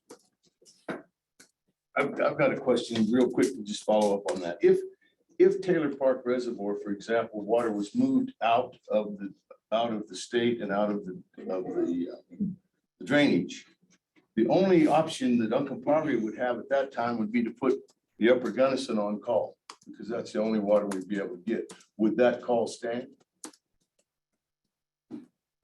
I'm not gonna. Okay, I understand. We've had a lot of discussions in the past. So that's the kind of things that we're worried about, is that kind of water being taken out of the basin not only influences the federal project of the Uncompahgre, it influences all of the Upper Gunnison, because with the second fill that they've got, keeps them from having to be put on call. So if that water's gone, we're all in trouble. Sort of that old rebound call. Pretty much, yeah, because that's the only thing that the manager there would be able to do to generate any water at any time of that irrigation season. And more than likely, that water would be moved before the irrigation season will start in northern Idaho. You keep 35. So those are the kind of real world things that, you know, me and my neighbors think about.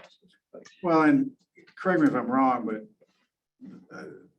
the Taylor Park, unlike the initial CRISP units were built for compact compliance purposes now. That one was built for supplemental. Right, Taylor Park. And that's the initial purpose, the purposes of those units, the decrees for those units, many of which frankly, I think the River District filed on and has provided to the Bureau of Reclamation for their filling. But the Taylor Park rights don't include compact compliance clearly. And therefore, when you went to refill in priority, I'm pretty sure that the state engineer's office would consider that a paper fill issue and not let you refill unless it was a free river. And because the water was released for a non-decreed purpose.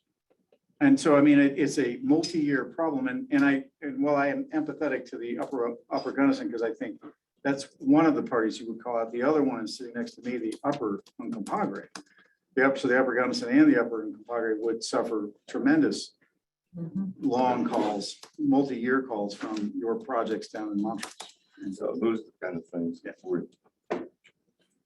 I appreciate that. And just let me say, I hope I don't regret saying this. I hope you can regard it as a thoughtful point, but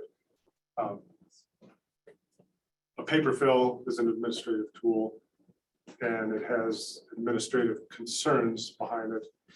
And we have room for variances with DE discretion. And so I would look at that scenario as one where discretion could conceivably be exercised. Fair enough. Yeah, because of the circumstances.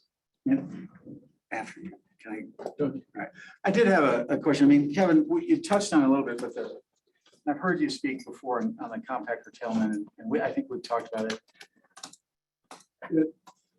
You know, when you say, you know, one of the things you would develop under a compact curtailment rules is the ability to develop plans for augmentation, because today there's not that ability. There is, I think, some sense of urgency to understand what those rules would look like here on the western slope, because what are we talking about when we talk about augmentation? It's most likely, right, it's going to be post-compact water rights that need to be augmented. And those holders of post-compact water would need to find a source of water, as someone recently pointed out, that's available. Doug, I think, touched on this. Source of water for an augmentation for a post-compact water right would probably be a pre-compact water right. Most of the pre-compact water rights in the Colorado River Basin sit on the western slope in our agriculture. And so our concerns and very keen interest in what those rules might look like is how those rules are developed and their potential impact on western slope agriculture and the communities that depend on it. So while we understand the complexities of the interstate negotiations going on, and we understand the workload burden at the Attorney General's office, because of those interstate negotiations, we are very concerned, I think, as a district, that the lack of development of those rules is putting our water users at a tremendous disadvantage to understand how they can protect themselves in the event of a compact curtailment, and how those rules would roll out. You mentioned that, you know, if I started curtailing by straight priority, I'd probably be sued. If you started curtailing by any kind of priority, you'd be sued. The unfortunate thing is, you come up with a set of rules, you'll be sued, right? You know, I mean, and I don't mean that as anything other than a recognition of the litigious nature of water right administration in our state. And it's not because you're doing something wrong, Kevin, I'm not, but it's just because that's the nature of it. But at least my personal perspective, and I don't speak for the entire board by any means, my personal perspective is, wouldn't it be nice to have some certainty for our water users to understand what it will look like as we roll into that future? And I'm a firm believer that we're rolling into that future. And your numbers, I think, are are not wrong, but I think they're pretty optimistic. I think we're looking at significantly lower releases out of Powell if that system is going to stay functional. And so because of that, I think that the concept of us falling below certainly the Mexican treaty obligations is more imminent, and therefore litigation will appear on that issue most likely first. But the question is, how do we protect our water users? These we've got 15 counties here, and we've got representatives from Southwest who cover the rest of the Western slope. How do we represent our water users in an effective way if we don't know what the rules are going to be? And is it unreasonable from your perspective for us to ask for that certainty?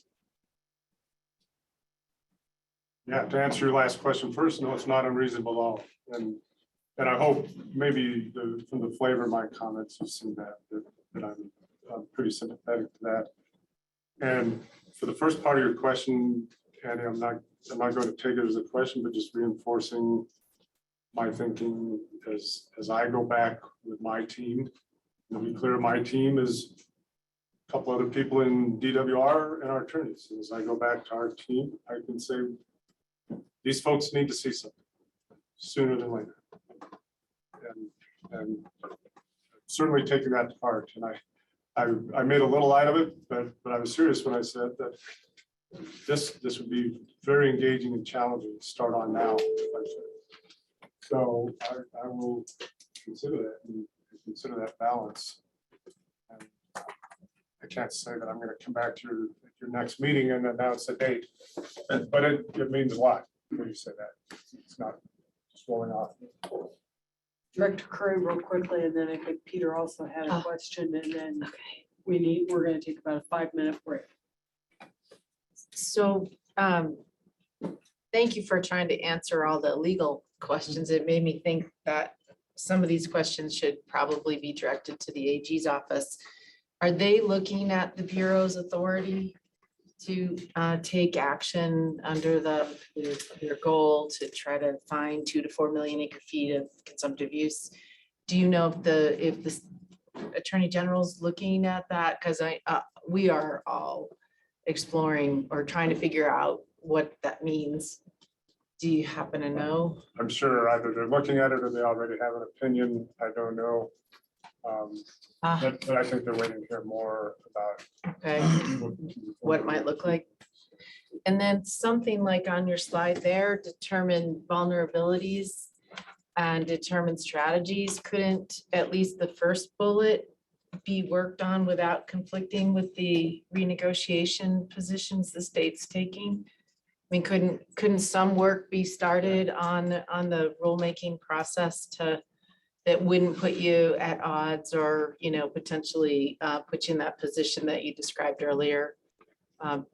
Is that underway already, or? It's underway in a couple different ways. I talked to you a lot about work that my deputy and I have done with the Attorney General's office and identifying these issues and strategies, and those are based on vulnerabilities.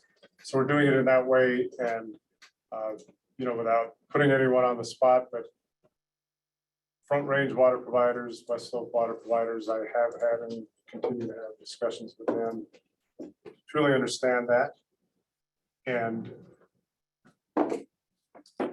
avoiding making that a formal process because a lot of things come with a formal process that could make it less effective. So I just want to leave that at that. Yeah, in the interest of time, I'll just rephrase my question as a comment.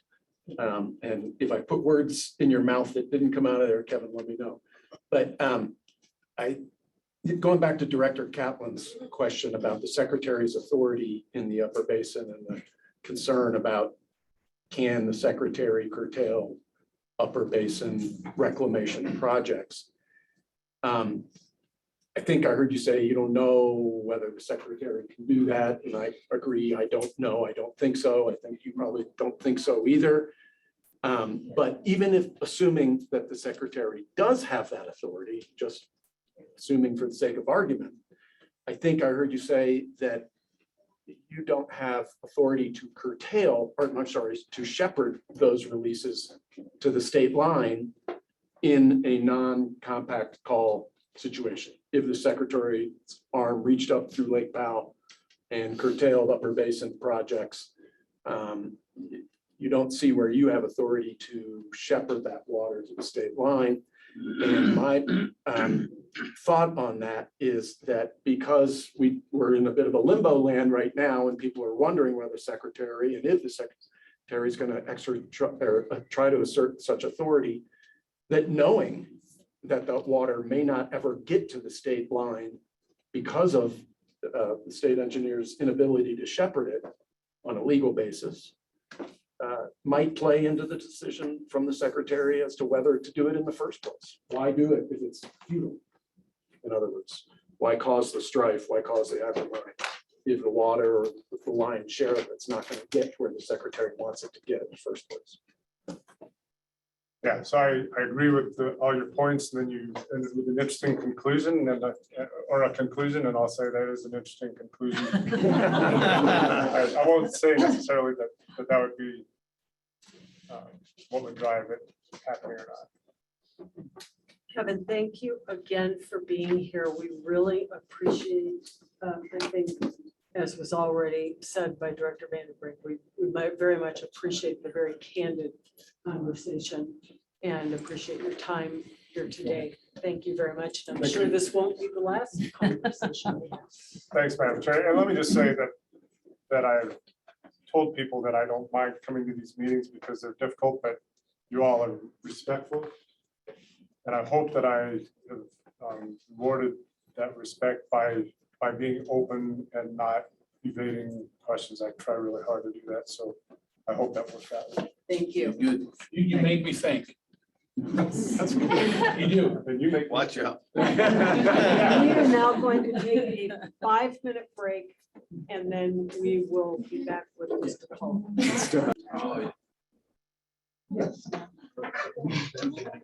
Well, if we can go ahead and get started. I gotta loosen up before I get ready, okay, after what I saw with Kevin. Stretch. Put that jacket back on and get the Got a heat little lamp warm on in here. here. So I want to introduce Chuck Combe, the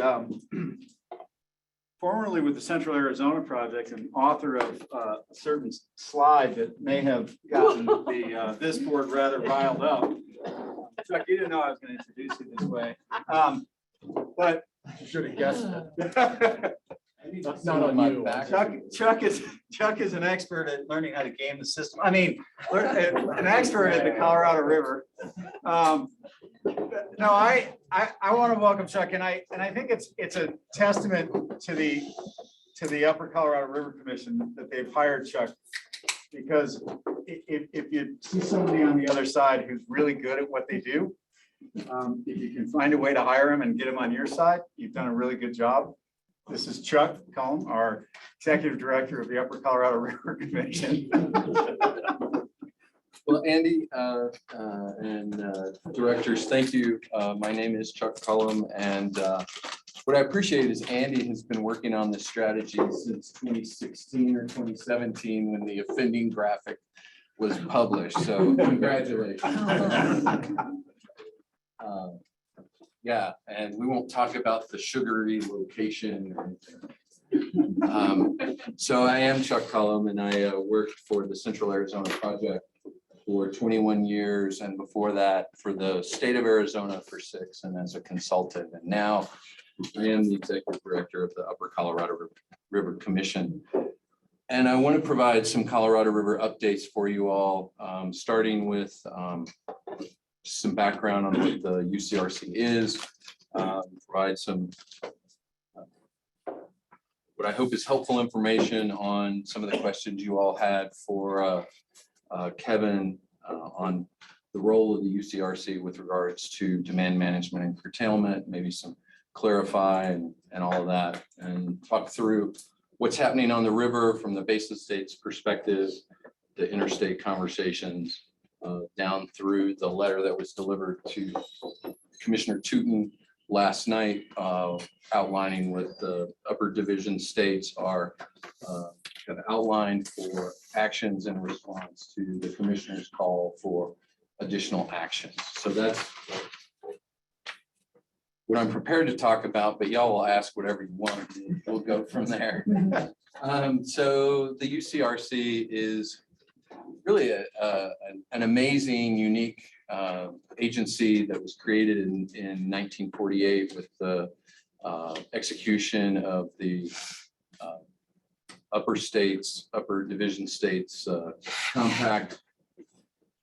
And it has a couple of principal missions. One is to ensure that the upper division states comply with the provisions of the 22 compact and the 44 treaty with Mexico. The third bullet's one I like, which is interstate comedy with a T, not a D, although sometimes there is comedy. And this second clause comes straight out of the compact to remove causes of present and future controversies, which continues to be ironic. The commission includes a representative from each state appointed by each state's governor. So your representative is Becky Mitchell, Brandon Gephardt from Wyoming, Gene Shawcroft from Utah, and Esteban Lopez from New Mexico. There's also a federal commissioner. There hasn't been a federal commissioner for at least 4 years, I think. And we are still without a federal commissioner. That means that all actions of the commission have to be unanimous among the 4 states, which has been helpful. It requires everybody to engage directly and not hope that the federal commissioner swings a vote one way or another. So I would offer that if any of them are watching, you guys are awesome. But honestly, they're very dedicated and thoughtful, and they are doing significant heavy lifting since I've been in the chair since January, dealing with the run up to DROA, which was executed in May, and then almost immediately thereafter, the rest runoff triggering lots of excitement, including Commissioner Tootin's testimony on June 14th. So they've been super busy. And I hope you would all agree that the actions they took submitting the first plan in response across the basin is important and guiding the conversation in the basin itself. So 48, in Santa Fe, at the CLE in May, I gave a presentation on a panel with my former boss, which was its own special opportunity. But at that meeting, I offered, a review of what I've learned, the comparison and contrast between the upper basin and lower basin, and it's significant. And I think one of the things that might be helpful for you all is to have a broader understanding of what folks downstream think and perceptions across the upper basin. And one of the things that is a fundamental difference between the lower basin and the upper basin is that your systems, as you talked through while I was listening to the conversation with Kevin, your systems are supply dominated. You don't have giant reservoirs to look upstream and turn a valve and get your water supply. That is a fundamentally different framework of thinking than the lower basin, which sits downstream of the 2 largest reservoirs in North America, Lake Powell and Lake Mead. And when a water user puts their water order in on January 1st in the lower basin, they are guaranteed delivery. It's gonna happen. Reclamation, if they approve the order, doesn't come back and say, hey, it's been super dry, so we're gonna put you in priority. that isn't the way that system works. It relies on storage. Whereas you all know better than I ever will that you got to keep an eye on what the runoff is.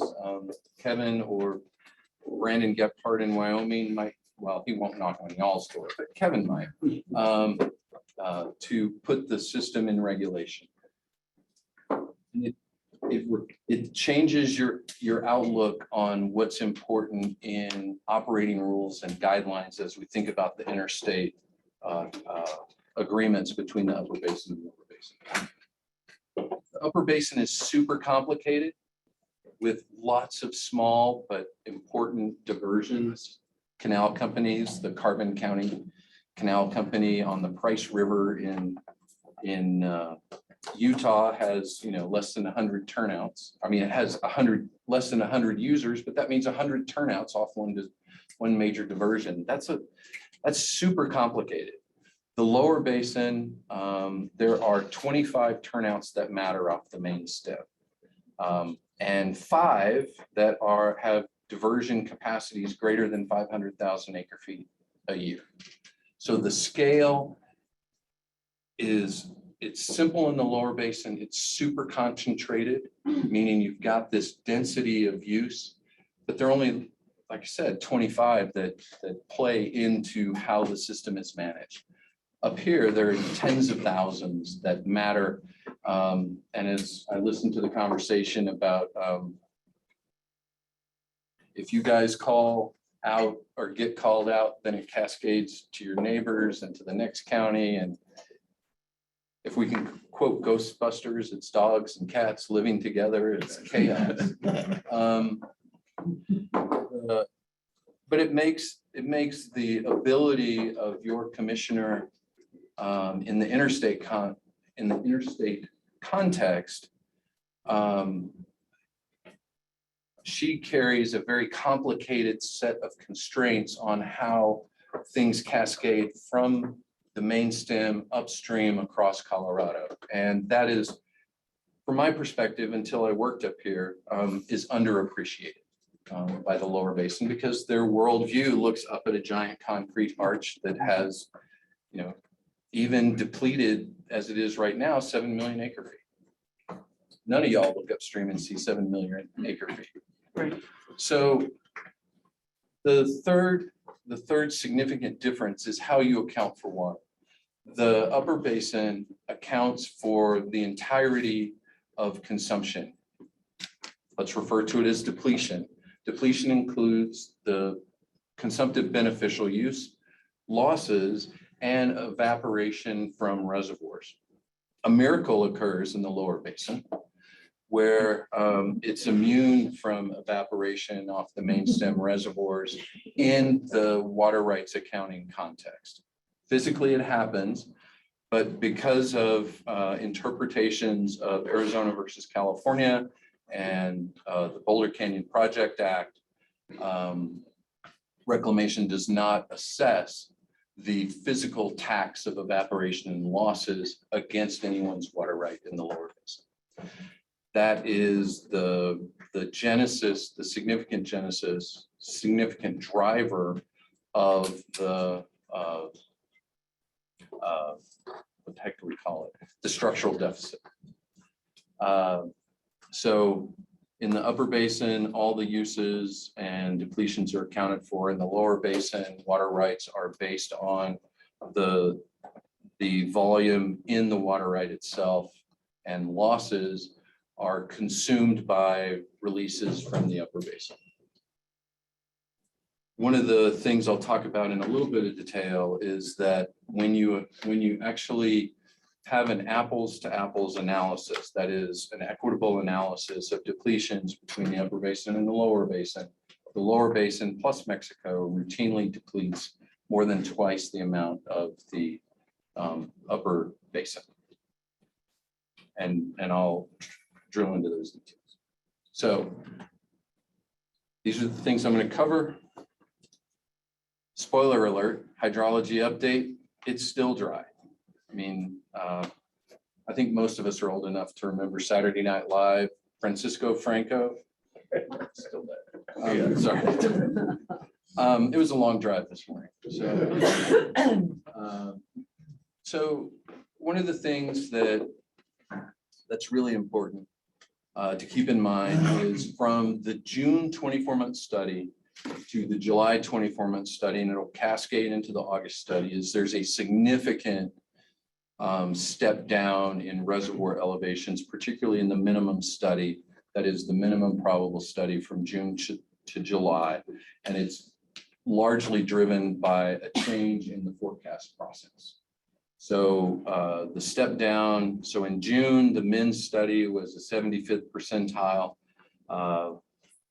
inflow to POW. In the July study, it's the 90th percentile. So when you drop to a lower inflow forecast, reservoirs get drier.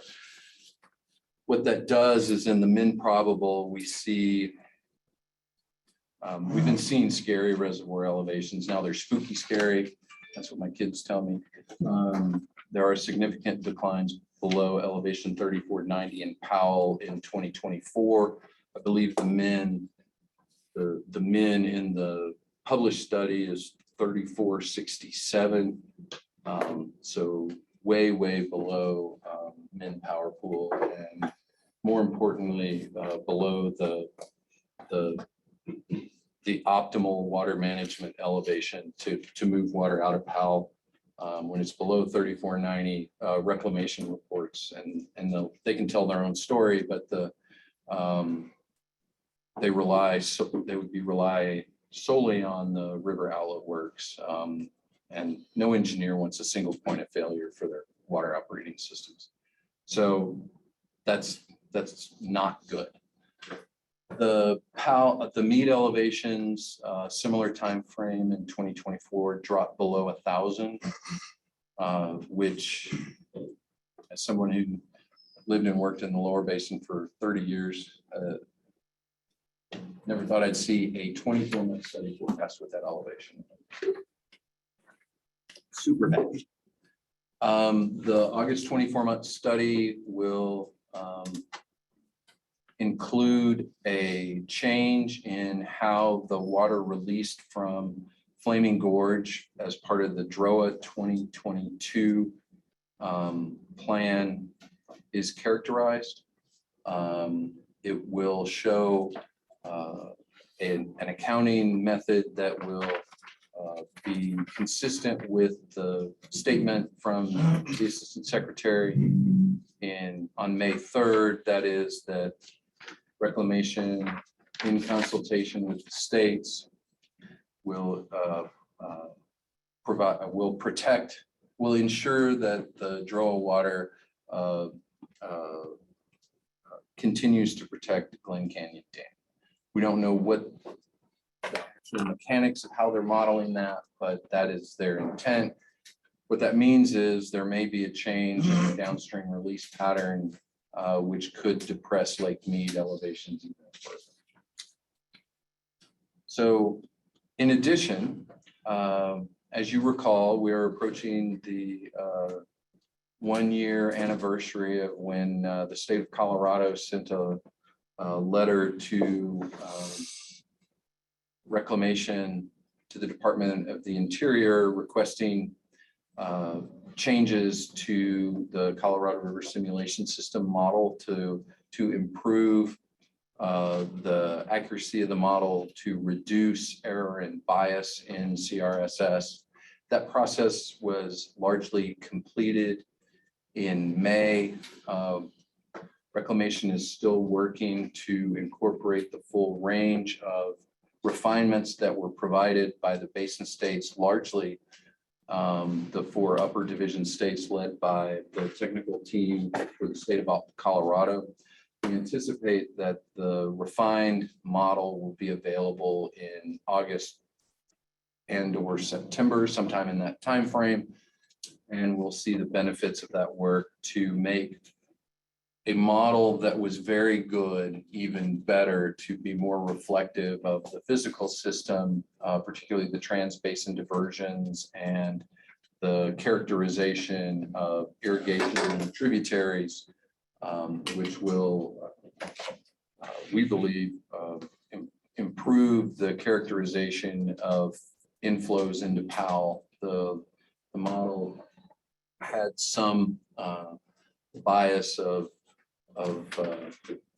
over projecting in some types of hydrologies and under projecting in others, and this effort should refine that. So that's the hydrology. Still dry, and we're working to improve the tools. And the August study is going to be scary for Powell and me, just the facts. Moving on to the Basin States process, part of the role of the Upper Colorado River Commission is to facilitate the consensus approach to the extent that that's possible by the 4 upper division states. We've been working hard, and your commissioner and the other 3 commissioners have been strong together, and this is part of the timeline that's underway. This is from the May 24-month study, and we just put some critical milestones. The UCRC met on June 14th. Reclamation released in the blue circle there their pre-scoping announcement, and they're seeking comment on both the mechanics of the Nepa process as well as content of the Nepa process. Comments are due September 1st. There is the UCRC is convening the commissioners and their advisors to begin discussions on consensus of approach to comments. We've been approached by the lower basin to explore if there's a desire for a 7 states response letter. That's traditionally how those things work. That's remains to be seen. The August 24-month study is going to come out on August 16th. The feds will have I believe the feds are planning some sort of press statement because it's going to be spooky. And it's also a determination of the next level of shortage in the lower basin. There's a WEF conference in Santa Fe, likely to be some basin-based discussions there. The UCRC Interstate Demand Management Study will be coming to a close this fall. That's a cooperative study with reclamation funding among the upper division states on some critical questions about demand management. At the same time, the intra-state discussions, hopeful, are underway within each of the 4 upper division states. We have a meeting at CRUA, always well attended. I think we should charge admission. There were 600 plus people at the meeting last year. I think that was because of my announcement. I think that was kind of a big draw. I'm totally kidding on that. We anticipate that the formal NEPA scoping process. So with NEPA, for an EIS of this magnitude, the United States typically has a scoping process. We anticipate that a scoping process is likely to be announced in the first quarter of 2023. And that process usually runs 4 to 6 months, just historically, that type of scoping process. And then the draft EIS, heard a number of versions, but I believe the goal is for a draft EIS to be completed by the end of 2024, I believe. So that's the timeline in the basin states. Imposed on top of this is the request of the commissioner to have basin states responses to additional actions for 2023 by the August 24-month study. In order to be incorporated into modeling, those responses will need to be provided to the commissioner first week of August to be in the August 24-month study. We'll see what other folks do, but the upper division states have prepared a plan and submitted it to the commissioner. So let's cut to the quick on who's using what. The trends in the basin on the depletion standard. So that means not only beneficial consumptive use, but also for the lower basin, main stem reservoir evaporation plus losses. And in the upper basin, that's the way you do it anyway. So it's super easy to calculate the upper basin. And it's reported in the Reclamation's consumptive uses and losses report for 2019 and through 2021 as provisional data for all those years. So the trends are really straightforward. There's an upward trend of depletions in the lower basin. At the same time, significant conservation is underway in several of the lower basin states. And I'll drill into that in a minute. To be blunt, the lower basin uses are out of sync with hydrology. Again, because we've got giant reservoirs that used to have lots of storage. Storage is declining. The driver for that decline in storage, particularly in Lake Powell, is hydrology. That means inflows plus releases downstream. The driver for declines in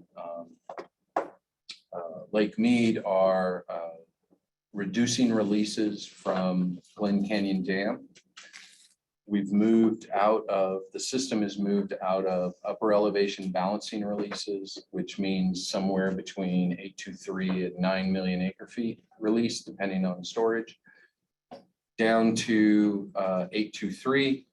So the minimum objective release from those 7 guidelines, down to 748, which is the mid elevation balancing tier. That's what it was supposed to be for water year 22. But because of the risk of declining below the power pool, Reclamation in concert with the Basin states reduced releases from 748 to 7 in water year 22. The current forecast has a follow-on 7 million acre foot year for water year 23. So the driver for declines in Lake Mead are reduced releases from Glen Canyon Dam. There's no other real tributaries, just the Paria and the Virgin. That's not going to get you much water. It's all going to come from Glen Canyon and releases downstream to uses. And I'll show you what those uses have been for the past couple of years. Ta-da. The orange bars are the lower basin depletions. You see an upward trend from 2019. The blue bars are the upper division depletions as provided by the provisional CUNL data from Reclamation. It's slightly different than what I presented at the UCRC meeting. It's slightly higher because we went back and looked at Reclamation's data, and it's 4.63 in 2019. That's uses plus crisp evaporation. 2020, the upper division is 4.65, and the provisional data for 2021 is 3.55. Those data are largely corroborated independently by the UCRC's analysis of natural flow. But these are Reclamation data. Can't help it. All right. So on a positive note, because the reservoirs in the upper division are lower, evaporation's lower. Yeah. That's all I can say. Bonus. Yeah, bonus, right? reservoir evaporation went down. Because the surface area. All right. The lower basin depletions have increased and they are currently on track to be higher in 22 than in 21. That's largely because of the release of intentionally created surplus to meet demands in California and Arizona. And I'll drill into that a little bit. These are the lower basin consumptive uses are the stacked bars by state. California is at the bottom in orange.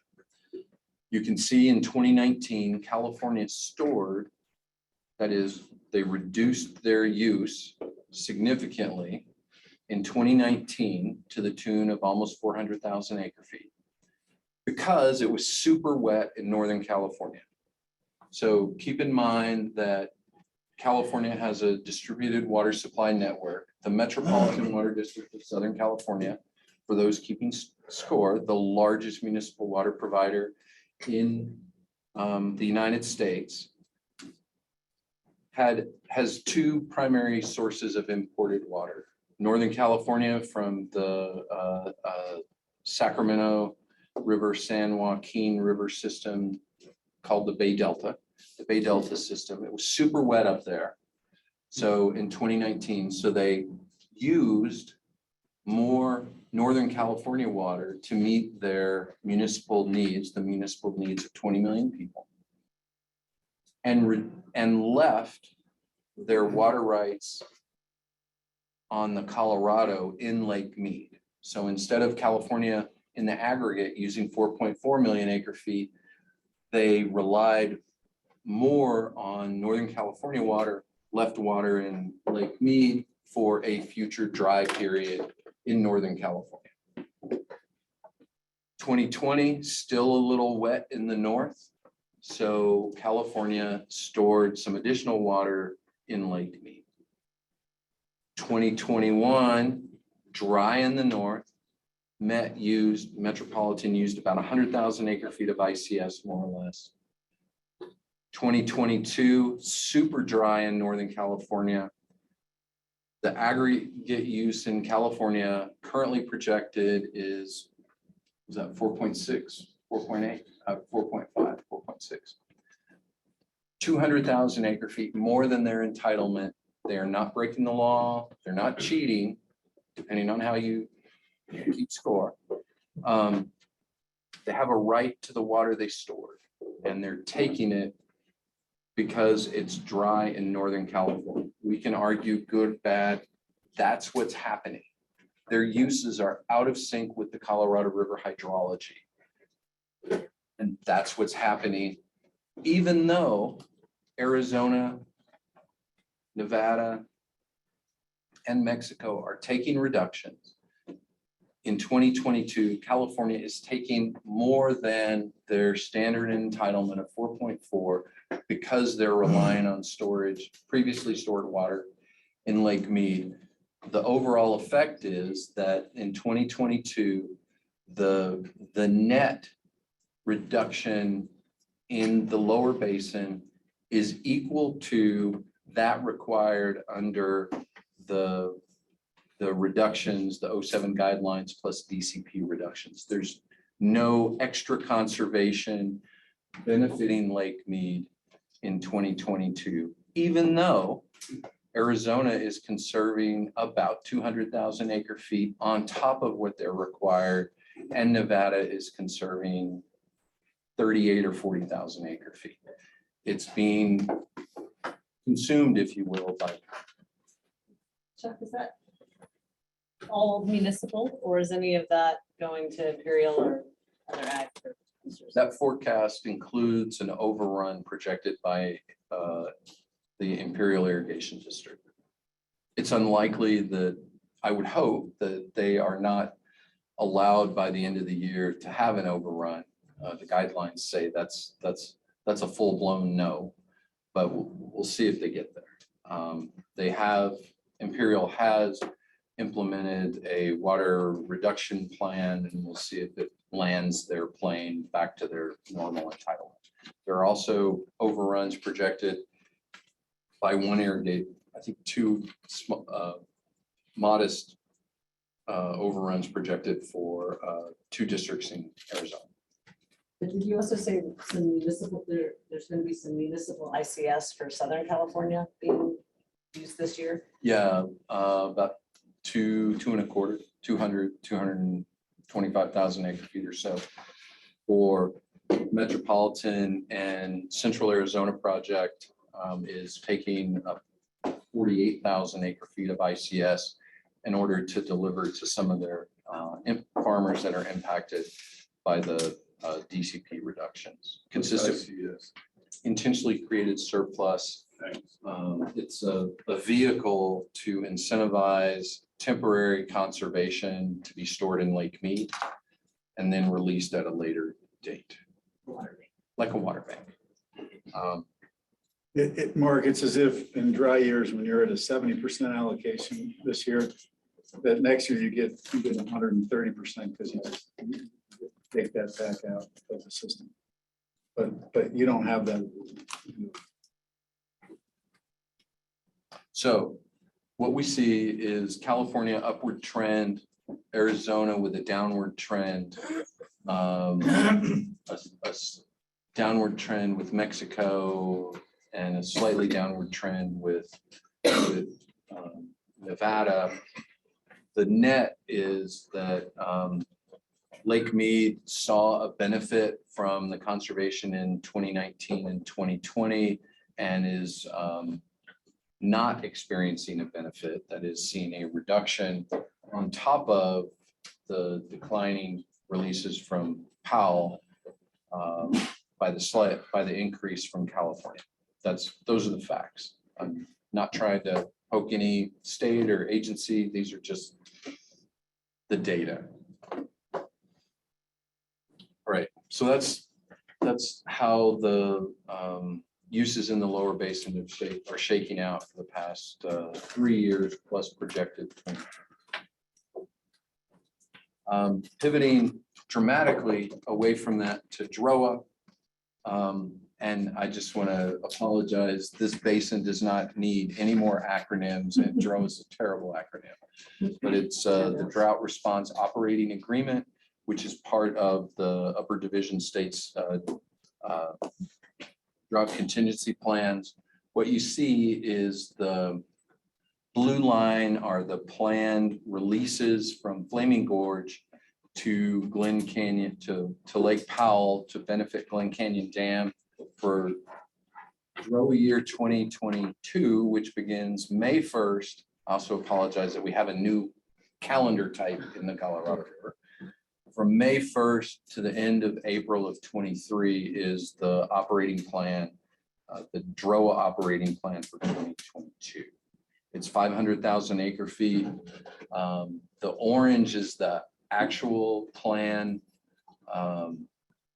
The blue is what was approved, and because there are vagaries in operation, we're on track to get to 500,000 acre feet by the end of the period. The Dro effort, I would characterize this plan as a multi-layered success. It is, I believe, going to be effective at reducing the risk of Glen Canyon Dam declining below the power pool and the water management operating infrastructure. It has benefits for the endangered fish programs on the Green River. And it was a consensus-based, stakeholder-driven engagement. And it's being implemented that way. There were lots and lots and lots of work to generate it, to engage with the work groups. And this is what they came up with, and they're on track to achieve those results. The big spike in June, in early June, was the larval trigger something. Anyway, it benefited Razorback sucker. The second spike, the smaller spike, was to disadvantage smallmouth bass from their reproductive cycle because they eat endangered fish, among other things.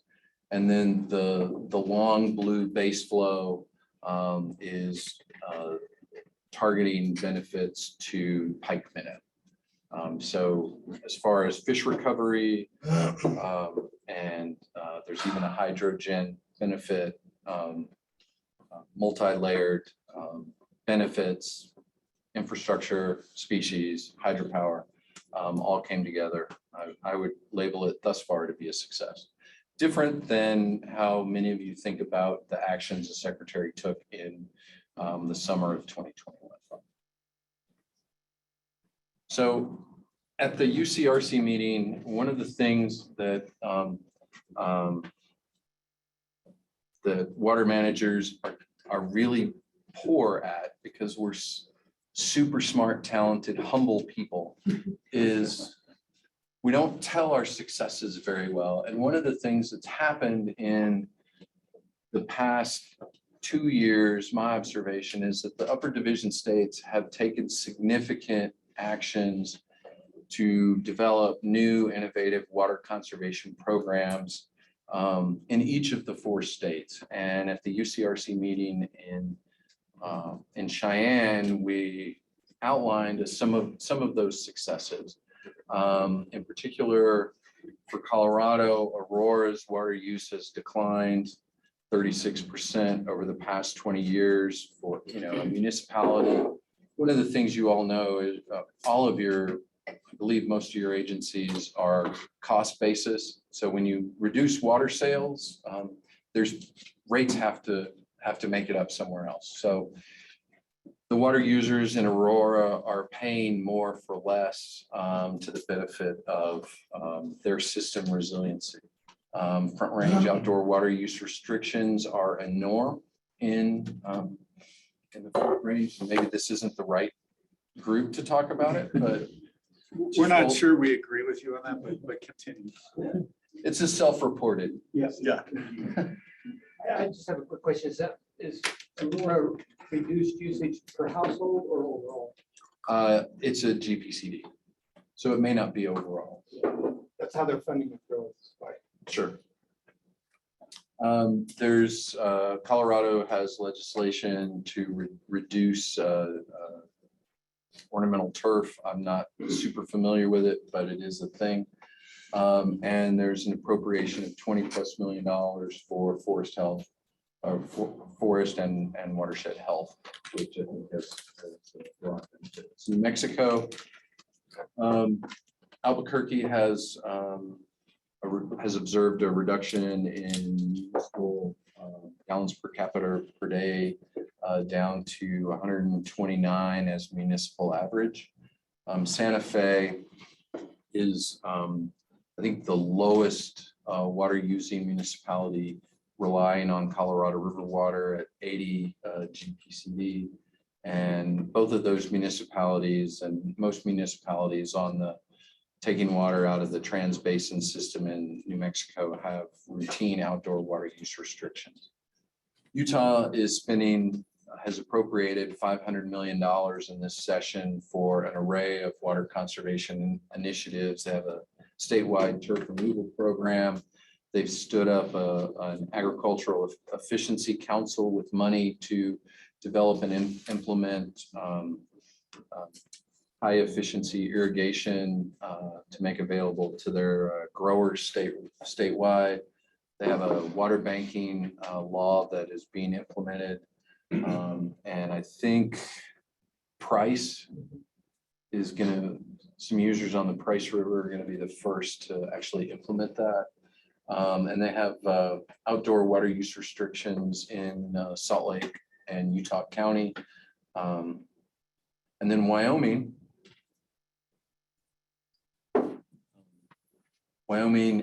has a non-functional turf removal program. Their residential use is 84 gallons per capita per day, and they are working on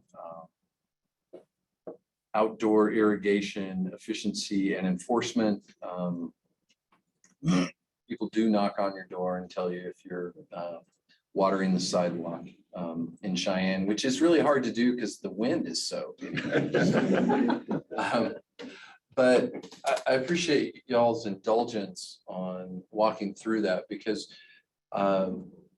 routinely in the interstate conversation, the upper division states get a little bad press kicked in the shins about what are you doing about municipal conservation, particularly relative to work in Clark County, Nevada, through the Southern Nevada Water Authority and other places. And there are significant actions going on up here, and I think we just need to be better at telling that story. So the upper division has pivoting to something completely different. The upper division states shared a 5-point plan with Commissioner Tootin yesterday evening. And I believe the transmittal letter has been shared relatively broadly.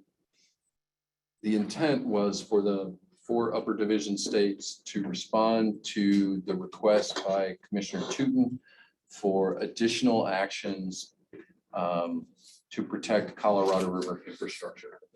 Particularly, she mentioned Glen Canyon and Hoover dams, as well as the CRISP upstream initial units. The upper division commissioners have been working very hard since well before Commissioner Tootin's statements to consider what needs to be done as we look forward at near-term declines in the Colorado River system. When Commissioner Tootin made her remarks simultaneous with the UCRC meeting, they rolled up their sleeves and got to work to explore the art of the possible, and in many ways are leading the narrative. That is at least the first coalition of states to respond to Commissioner Tootin's request. The first element of that is to reauthorize and find funding for the system conservation pilot program. That effort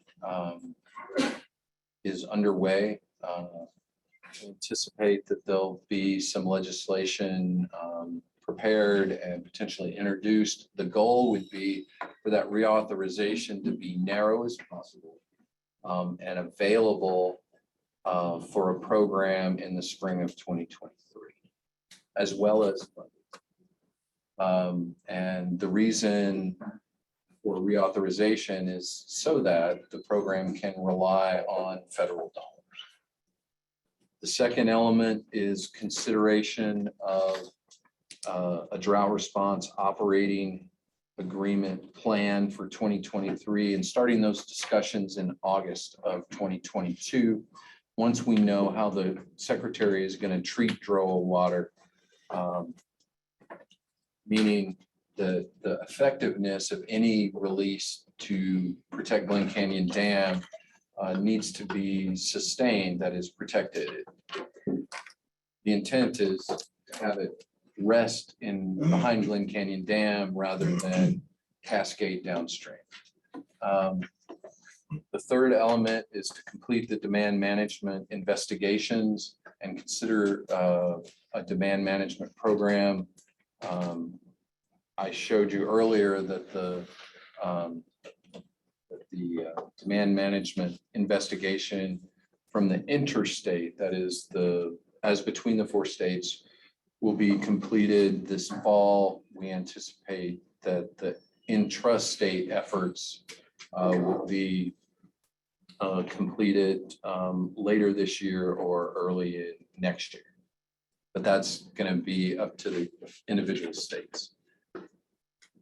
In addition, there's the bipartisan infrastructure law, drought contingency plan funding. The upper basin was allocated $50 million to improve water measurement, monitoring, and reporting infrastructure, stream gauges,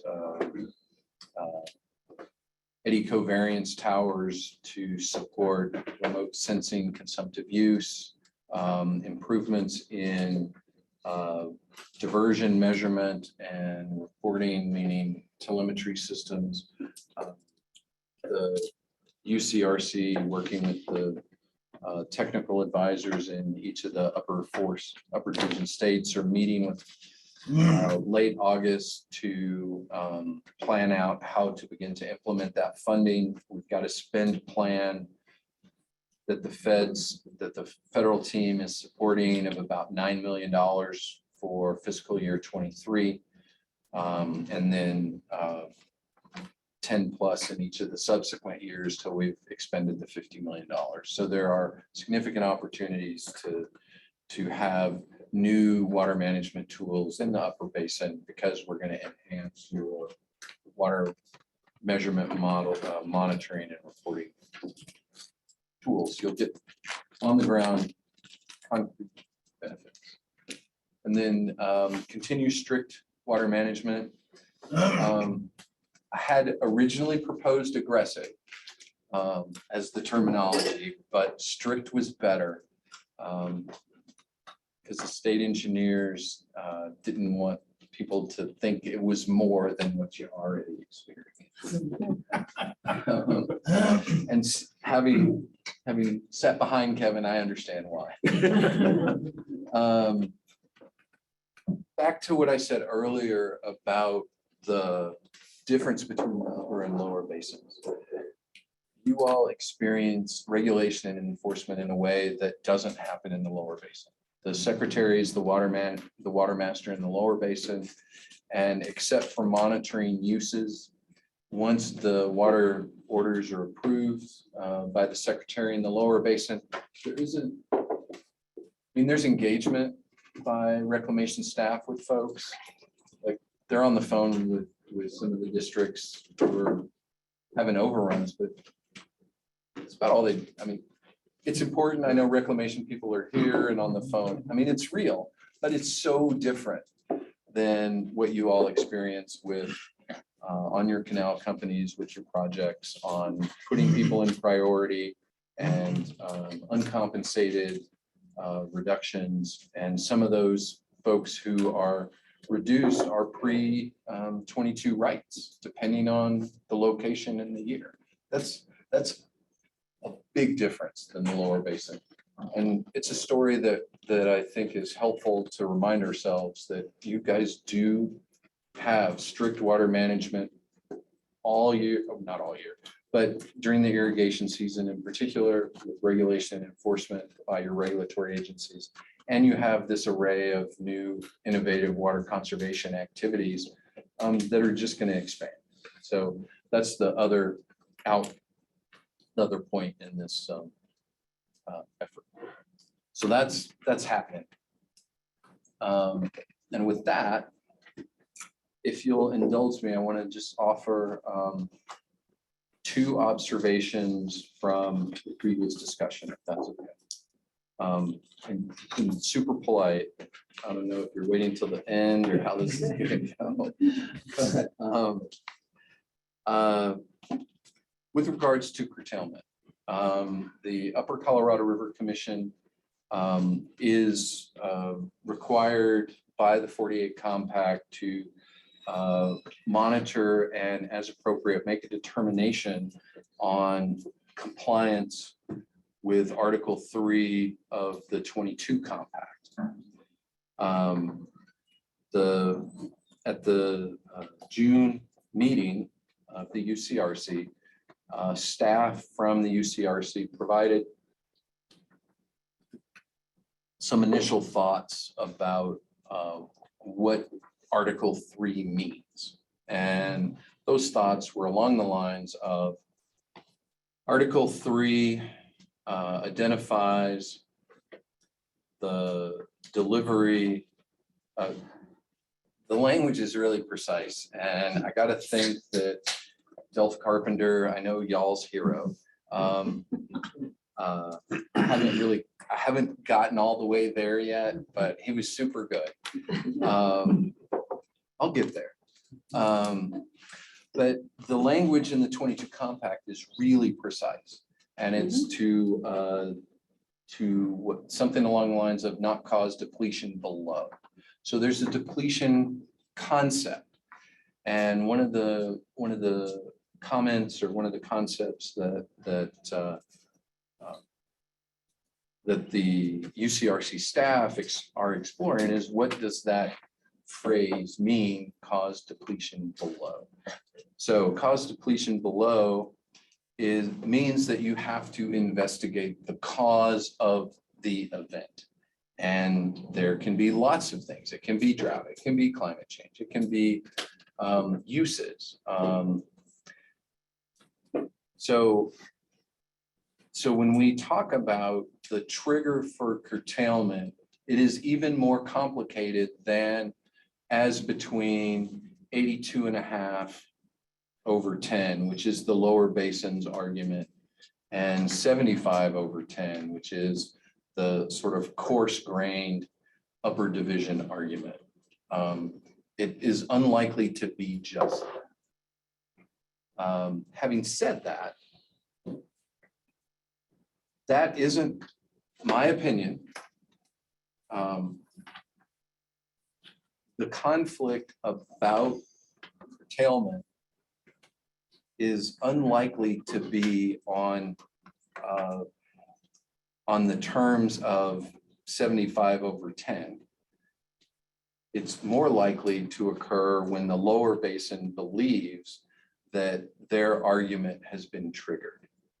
So as we think about how each of the states might respond to a curtailment finding at some distant point in the future, based on the UCRC determination, I would encourage all of the upper division states to consider how best to prepare for a potential conflict driven by the lower basin's argument.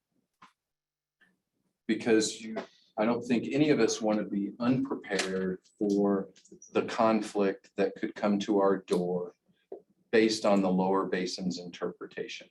Meaning, this is a terrible one. I got to skip that. I was thinking September 1939. You've got these people next to Poland. Anyway, nobody wants to use that analogy. The idea is to be prepared so that you have the best arguments at your disposal and you've thought about it. And so I would encourage all of the upper division states to consider how you're best prepared for a conflict, not of your choosing nor of your triggering, but by someone else's interpretation of the law. And it's pretty clear what the lower basin interprets the law. We're talking about the Mexico piece, or what are you doing? I'm suggesting that the lower basin's interpretation, traditional interpretation, is that the upper division has a delivery obligation of 75/10 plus 1/2 the Mexican treaty, which gets you to their number of 82.5/10. And based on the UCRC data from the water year 22, that with the 7 million acre feet of water year 22 and projected 7 million over water year 23, the lower basin trigger could be encountered sooner than 2026. And has that been reduced based on DCP? Has anybody, since Mexico is taking shortage right now, is that factored in or not? The Mexico reduction is super skinny though. It's like 40,000 acre feet. But it can go up. Yeah, it will in math. Probably not going to help that math a ton, but it's a good point, Taylor. Director Collins. So my point is that I think I would encourage all of y'all to think about it from that perspective, as well as the overall risk, because it may not be a conflict of your views. So can I ask Chuck on that last point, your crystal ball here likely to hit 82.5 in the next couple of years or go below it. Do you see that being a trigger point for Supreme Court litigation between the states? Wow, way to jump right to it. Wow. We've been nice until now, Chuck. Now's the question. So I didn't Wait, understand I the just got question. a call. Yeah. The question is, if we fall below 82.5 on a 10-year rolling average. Right, yeah.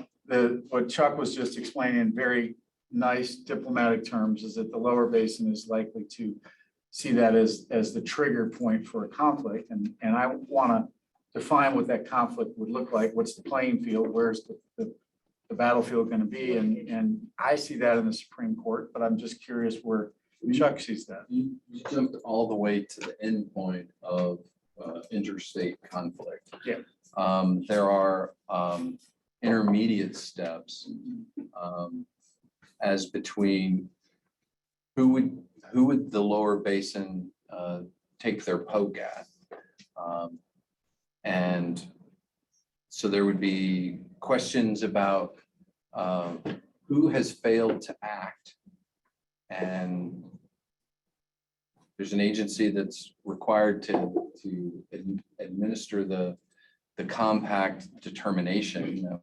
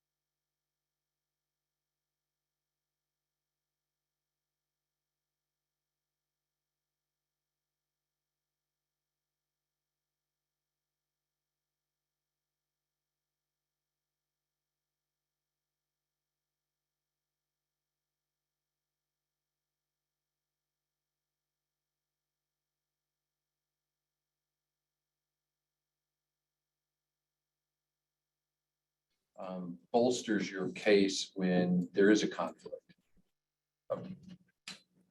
If there is a conflict, which I don't think anybody wants. Okay, Peter has a question. Excuse me, Chuck, thank you very much. Really good presentation as others have noted. I want to thank you on that last point again, and you made it previously, that I think it's possible for the upper basin to say, 75/10, or in a debate about how you got there in the first place. In other words, did we cause us to get to 75/10 or below 75/10? While at the same time, preparing for and accepting that the lower basin might be looking at 82.5. And for a while in the upper basin, sort of, we don't say those words, 82.5. And because there was some connotation of, you said it, that validated the lower basin position. I don't think it does. I think we can prepare and fight for the prior while still recognizing and preparing for the latter. And I think that was the point you made. And I think it's really good advice to the upper basin states. Prepare. Not that we end up in litigation necessarily, but it's good to get those ducks in a row. The other thing I would say is Chuck is a little bit like Andy chided Chuck at first for some of, coming from a lower basin, but it's sort of like that quarterback for the team that's, your team's biggest rival, and the guy that you just hope gets sacked every time. And then he starts, then he gets traded to your team, and, you're rooting for him. So, it's been almost a year, so welcome again. And in Colorado, that means we're just gonna call you Peyton Manning. Yeah. Okay, this has been a very, very valuable session. And now it looks like we have internet back. Yep, at the moment. Yep. Well, Chuck, thank you so much. Again, really valuable. We'll continue these discussions, I'm sure. But thank you for taking the time out of your schedule to come visit with our board, and you're sticking around for the barbecue. For a little bit, I have to go back. But I do want to thank you all for your commitment to your counties, your communities. The work you do is so vital and significant, particularly at this moment in time. And Andy, thank you for inviting me. And I'm at your disposal, consistent with the wishes of your commissioner. So, and Becky did encourage me to come out and work with you all, recognizing the important work that you all do. So thanks. Thank you.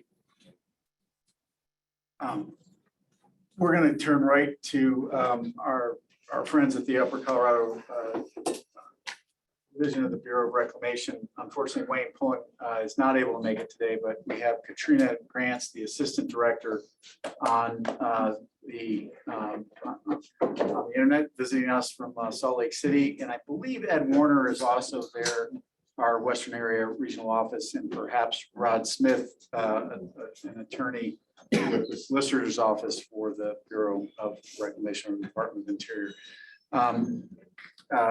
Katrina is I want to say, I might get the exact year wrong, but 17-year veteran, I think, of the Bureau, something along those lines. Has an engineering degree from a fine school in an excellent state, in the University of Colorado. Also holds a undergraduate degree in physics and German. So we were hoping maybe you could present this whole thing in German and we could understand it better. But, well, anyway, welcome, Katrina. And I think you're muted if I see the there you go. Yep, perfect. Welcome. And we're hoping to have a little conversation, maybe a bit of a presentation from you, but we're really hoping to have some dialogue. So thank you for filling in and hope you're doing well. Absolutely. Thanks so much for the invitation to present. Wayne sends his regrets that he's not able to present. I will do my best to cover the information. I have about 17-ish slides to kind of set up the discussion and then look forward to the conversation afterwards. So again, thank you all for the invitation to be here to present and also to have this conversation with you. I believe Stephanie is going to has some slides and is going to be able to run them remotely to avoid any delay. So thank you, Stephanie, for volunteering to do that.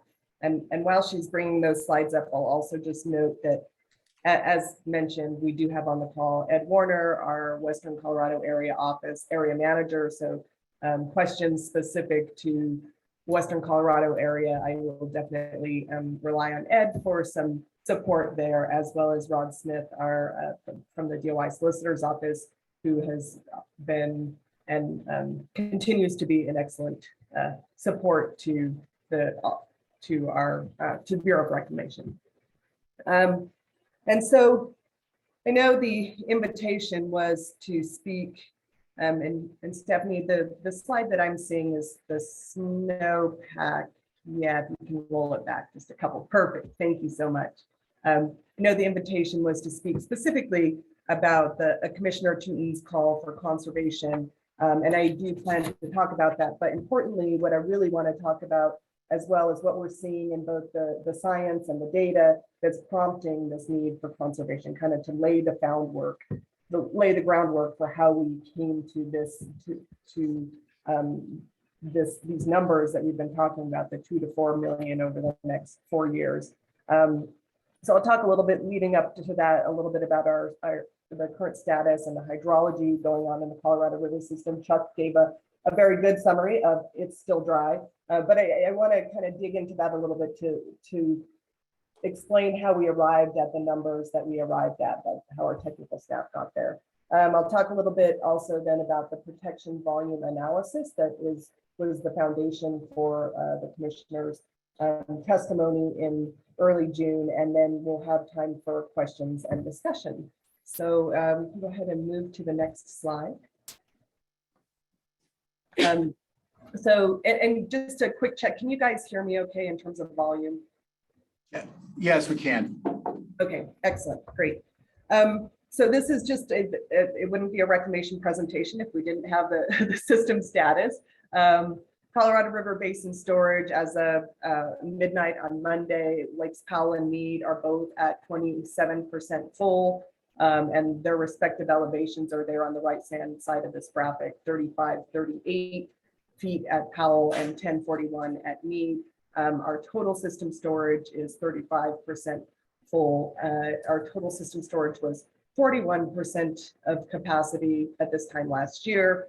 No big surprise. Our inflows have been less than our uses. And so across the Colorado River Basin. And so the storage that we have, that we rely on in dry years is declining. Next slide. As of yesterday, excuse me, water year precipitation to date was 97% of average. You can see that the snowpack, which is that plot kind of in the middle, that light blue line shows the snowpack for this year, where the dark blue line kind of in the background is the median snowpack. Our snowpack wasn't horrible this year either. It was 90% of median. And yet, you probably heard this story, but I feel like it's important to keep highlighting it. Even though our snowpack has been, slightly not horrible and slightly below average, the projected runoff is significantly below average at 58% of average for April to July, which is our primary runoff season in Colorado River Basin, and 61% of average for the water year. We did see a very slight increase in the forecast over the past few weeks due to precipitation across the basin in the early weeks of July. And we saw resulting increased inflows to Powell, but I think everyone knows that a couple good weeks of precipitation is not going to wipe out months and literally years of below average runoff. We are coming off of the second driest water year on record, which was 2021, and we're seeing another situation in which there are dry soils. despite the near average or near median conditions, we are expected to soak up the good percentage of the runoff, which and we, in recent years, these soil moisture deficits have been playing a huge role in reducing our overall observed runoff conditions. And so the River Forecast Center is learning to incorporate that relationship into the forecast, but it hasn't been exactly, I don't mean learning, like their models simply aren't tuned appropriately to exactly capture that disconnect between the snowpack and the resulting runoff. So overall, we have seen forecasts continually decline throughout the season over the past few years. And that's one of the primary reasons for that is warming conditions and dry soil. Next slide, please. This graphic shows the water year unregulated inflow into Lake Powell since filling in 1964. So that's kind of all the bar charts going across from 1964 through our current forecast at the end of 2022. This is the official July 5th, the beginning of July forecast. What is, as you can see in the smaller graph on top, 4 of the driest 6 years, 2021, 2018, 2012, and 2013, ever recorded have happened within this decade. And with the 2 of the top 4 driest years, 2021 and 2018, happening within just the last 5 years. Another key point is that historically, despite the high variability of inflows in the Colorado River Basin, we did not see many consecutive extremely dry years in which the unregulated inflow was below 7 million acre feet until the drought started. Only once, in fact, between 64 and 2000 did we see back-to-back years below 7 million acre feet. However, since 2000, this has occurred 3 separate times for 5 years, from 2000 to 2004, 2012 to 2013, and we are in our 3rd consecutive year from 2020 to 2022. So we are seeing not only drier years, drier back-to-back years, drier, there are just so many statistics and ways to slice this that but upshot is it's drier and the resulting runoff is less from the precipitation that we do receive. Next slide, please. And so what that means is a decrease in overall storage capacity for our reservoirs in the Colorado River system. This graphic shows Lake Powell and Lake Mead end of water year combined storage. At the beginning of the current drought in 1999, that little is noted there in that first inset text. The combined Powell and Mead capacity was 47.6 million acre feet, or 92% full. So pretty much, excuse me, close to full. And then we experienced the driest 5-year in record, including 2002, which yielded the single lowest unregulated inflow into Powell of the observed record. And then subsequent inflows, kind of combined with voluntary water savings, generally maintained the combined storage through 2020. But then again, back-to-back low flow in 2020 and 2021, followed by this year's projected low inflow, have resulted in significant storage reductions of about 11 million acre feet. And so what we're showing here based on the June study, though the July study shows pretty much the same thing, that the combined storage projected at the end of the year is expected to be about 25% capacity. So our reservoirs have served great for times of when inflows are lower. Unfortunately, inflows have been consistently lower and we have not had the inflow to replenish that storage. Next slide, please. This graphic is one that we've been using to speak about the key elevations at Lake Powell that we've been paying attention to, and really what have motivated some of the actions that we took earlier this year. Elevation 3,700 at the top there is full pool. We can kind of forget about that for a little while. Elevation 3,525 is the target elevation, or the elevation that really allows time for response action to protect the reservoir's water level. It's the target elevation that was identified in the drought contingency plans because it provides a cushion of about 35 feet before we get to elevation 3490. Elevation 3490 is the minimum power pool, or the lowest elevation at which we can generate hydropower. Below this elevation, then we need to transition to using only our river outlet works. And we can, that's 4 tubes, are also known as bypass tubes, and those can draw water down to elevation 3370. Our actions this May, were really in response to identifying that there was a very significant risk of, in fact, we actually had crossed the threshold of elevation 3525, and we were seeing the very real possibility of declining to elevation 3490 as early as later this year. We know that that poses risks not only in terms of hydropower, risks to water supply. The city of Page gets their water off of the intakes and can get water only down to elevation 3465. We also know that, frankly, the bypass tube, the river outlet works, were not envisioned to be operated as the sole means of releasing water through Glen Canyon Dam for an extended period of time. And so all of these, as well as a whole host of other analyses that we've been performing, but all of these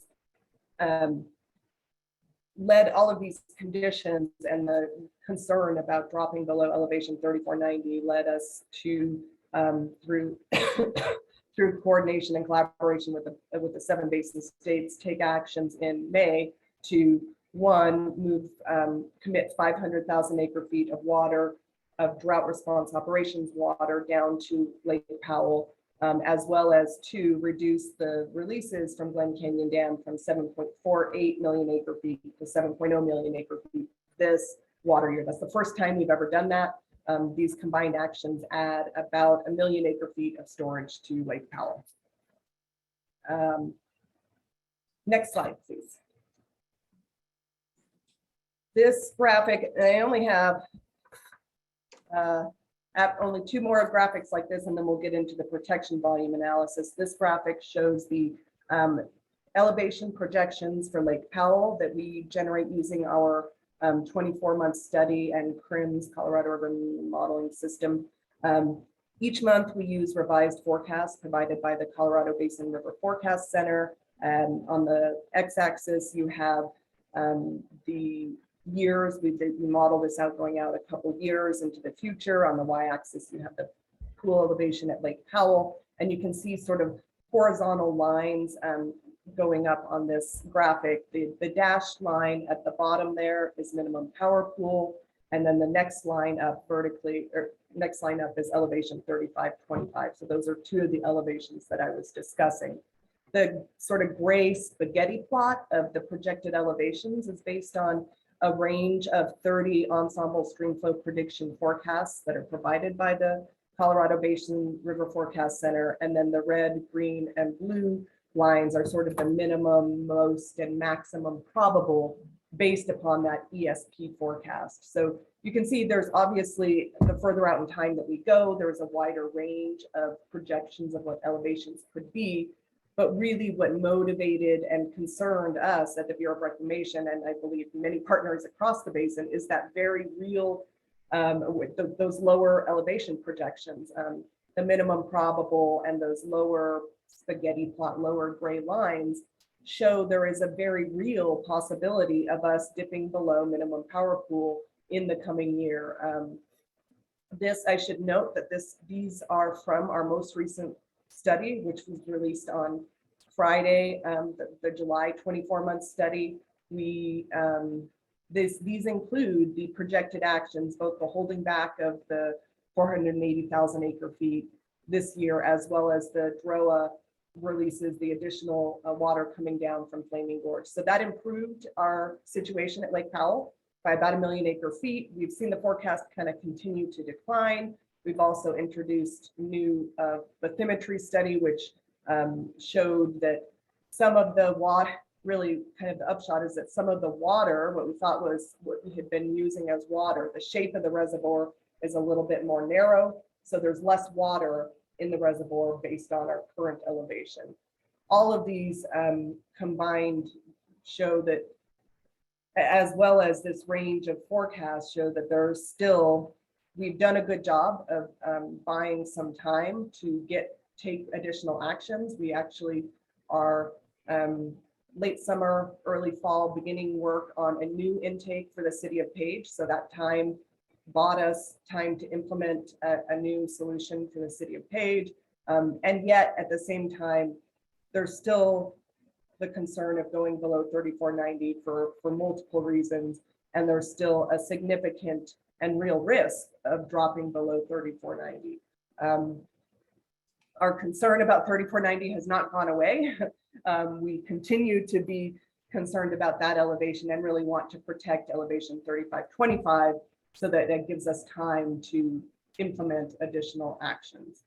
One last thing to note on this slide is we've really kind of, it used to be that we would look at the min probable and we look at the max probable, but we kind of mentally plan for the most and kind of hedge bets against the minimum. But the reality of what we've been seeing in the past is that we really have been getting the minimum probable more and more frequently. So we really need to we're paying a lot more attention to these lower traces because we've been seeing them occurring. Strong motivation for the need for a call to action. Next slide, please. This next slide is the analogous projections for Lake Mead elevations, again on the x-axis, historical few months, and then projecting out a couple years into the future, and then the pool elevation on the y-axis for Lake Mead.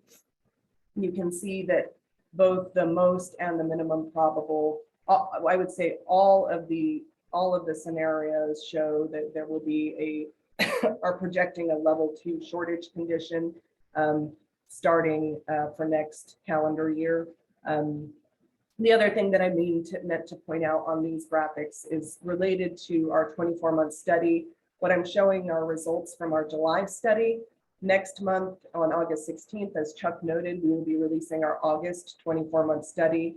The August study is special in that it sets the operating tiers for Lakes Powell and Mead for the upcoming water year for Powell and calendar year for Mead. And so what the August 24-month study projects in terms of end of calendar year elevations will set the operating tier.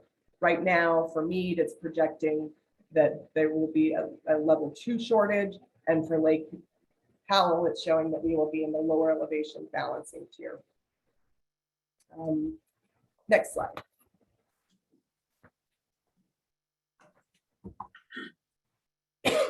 Sorry, one moment.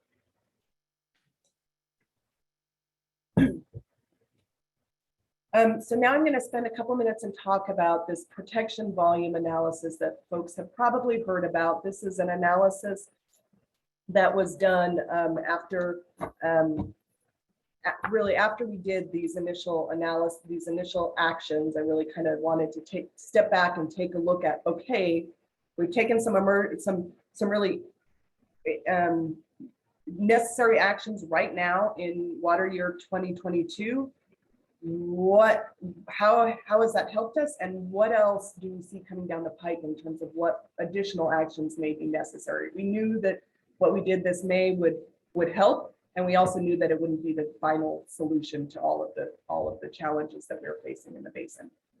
So the objective of this analysis really was to quantify the volume of additional water that would be needed to maintain or really to absolutely protect specific elevations at Lake Powell and Lake Mead for the next 4 years through 2026, which is the interim period of the interim guidelines, and based on plausible hydrologic futures. And what I mean by absolutely protect means really that we would not dip below these elevations for any month in the model run. This is really just a preliminary analysis. It considers 2 protection levels, and these are we decided on these really just kind of based on decided on these for the analysis only based on the congressionally authorized drought contingency plans.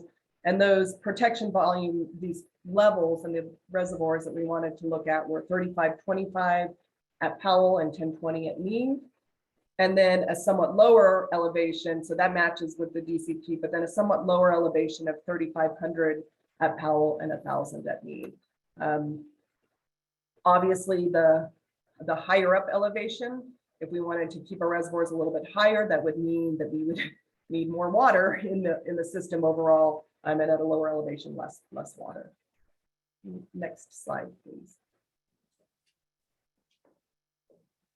And so the approach really that we took was to quantify the volume of water necessary that would be to keep Powell and Meade at these elevations by, in the modeling sense, by injecting this volume of water into the system.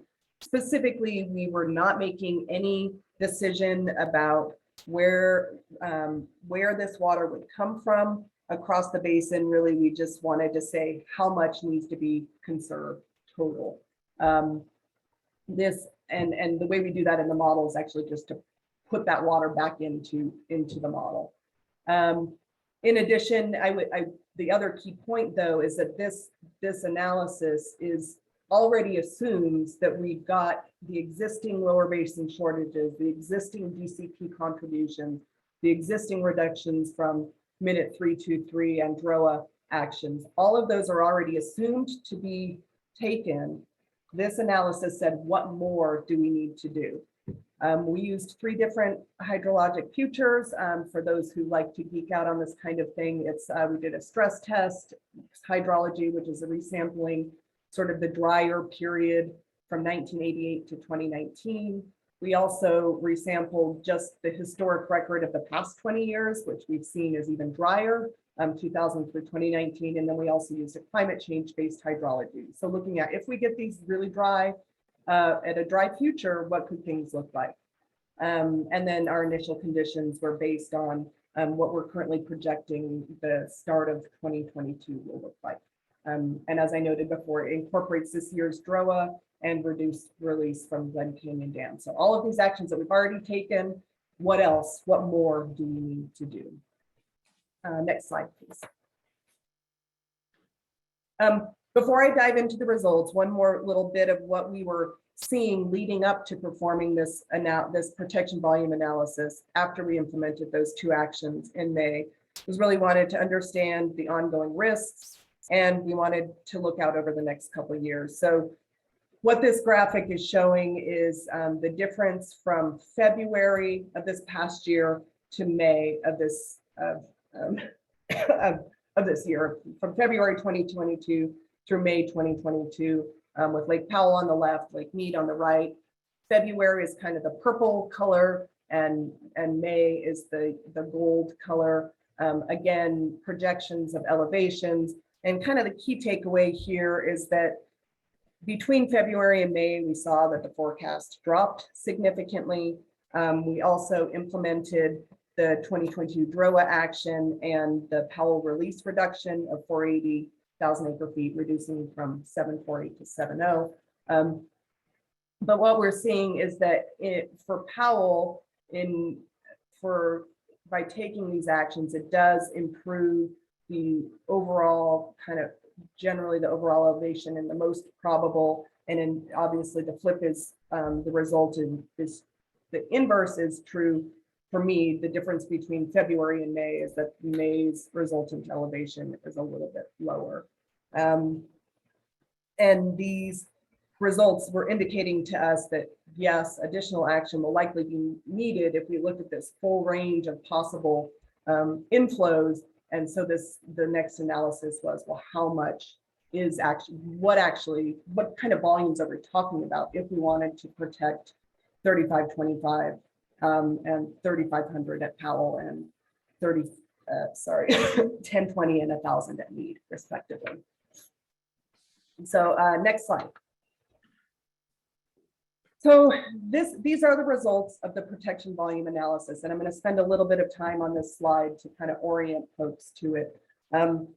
First, want to reiterate that we did not, right now, at this point, we're looking at two possible protection elevations, either 3525 or 3500 at Powell. We're not making any assumption, we're not making any decision about what elevation we really need to protect at this point in time, but we wanted to look at what would be needed for both of those.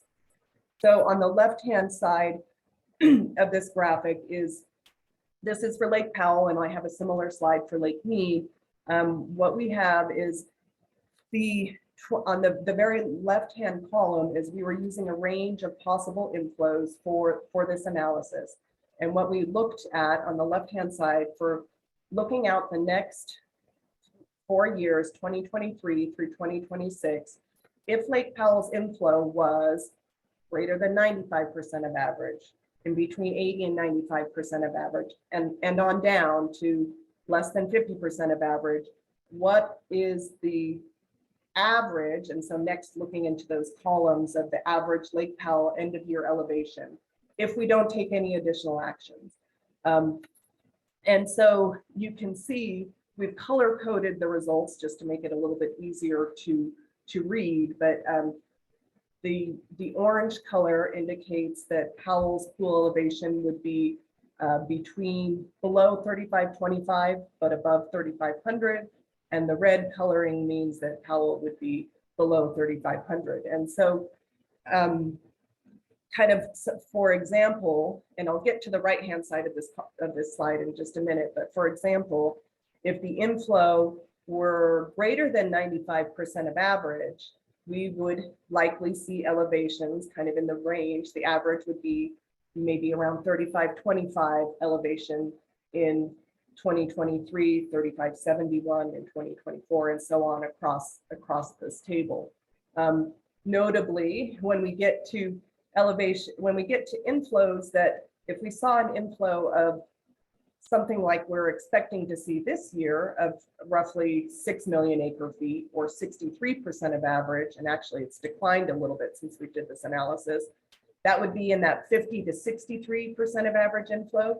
Likely Powell's pool elevation would be around the average of all of those range of hydrologies. We run multiple traces, but the average would be 3481 feet.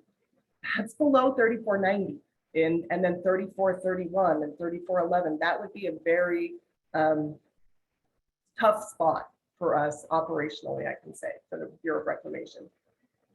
So the next thing we did was, so if we wanted to protect those actual elevations of 3525 or 3500 and 1020 at Mead and 1000 at Mead, how much additional water would we need to inject into the model, which can be translated to conservation across the basin? And so in this, moving to the right-hand side of this slide, under Powell 3525 and Mead 1020, you can see that that is the highlighted number is the average annual volume that would be needed each year to protect the elevation. So for this first one is to protect Powell at 3525 and Mead at 1020.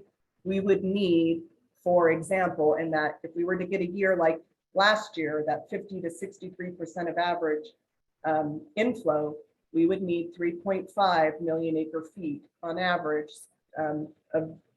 of reduced use of conservation in the basin. And there's a range because there's different traces, and the way the hydrologies come in, it's from roughly 2.5 to 4.5, but on average, over the next 4 years, we need to conserve 3.5 million acre feet.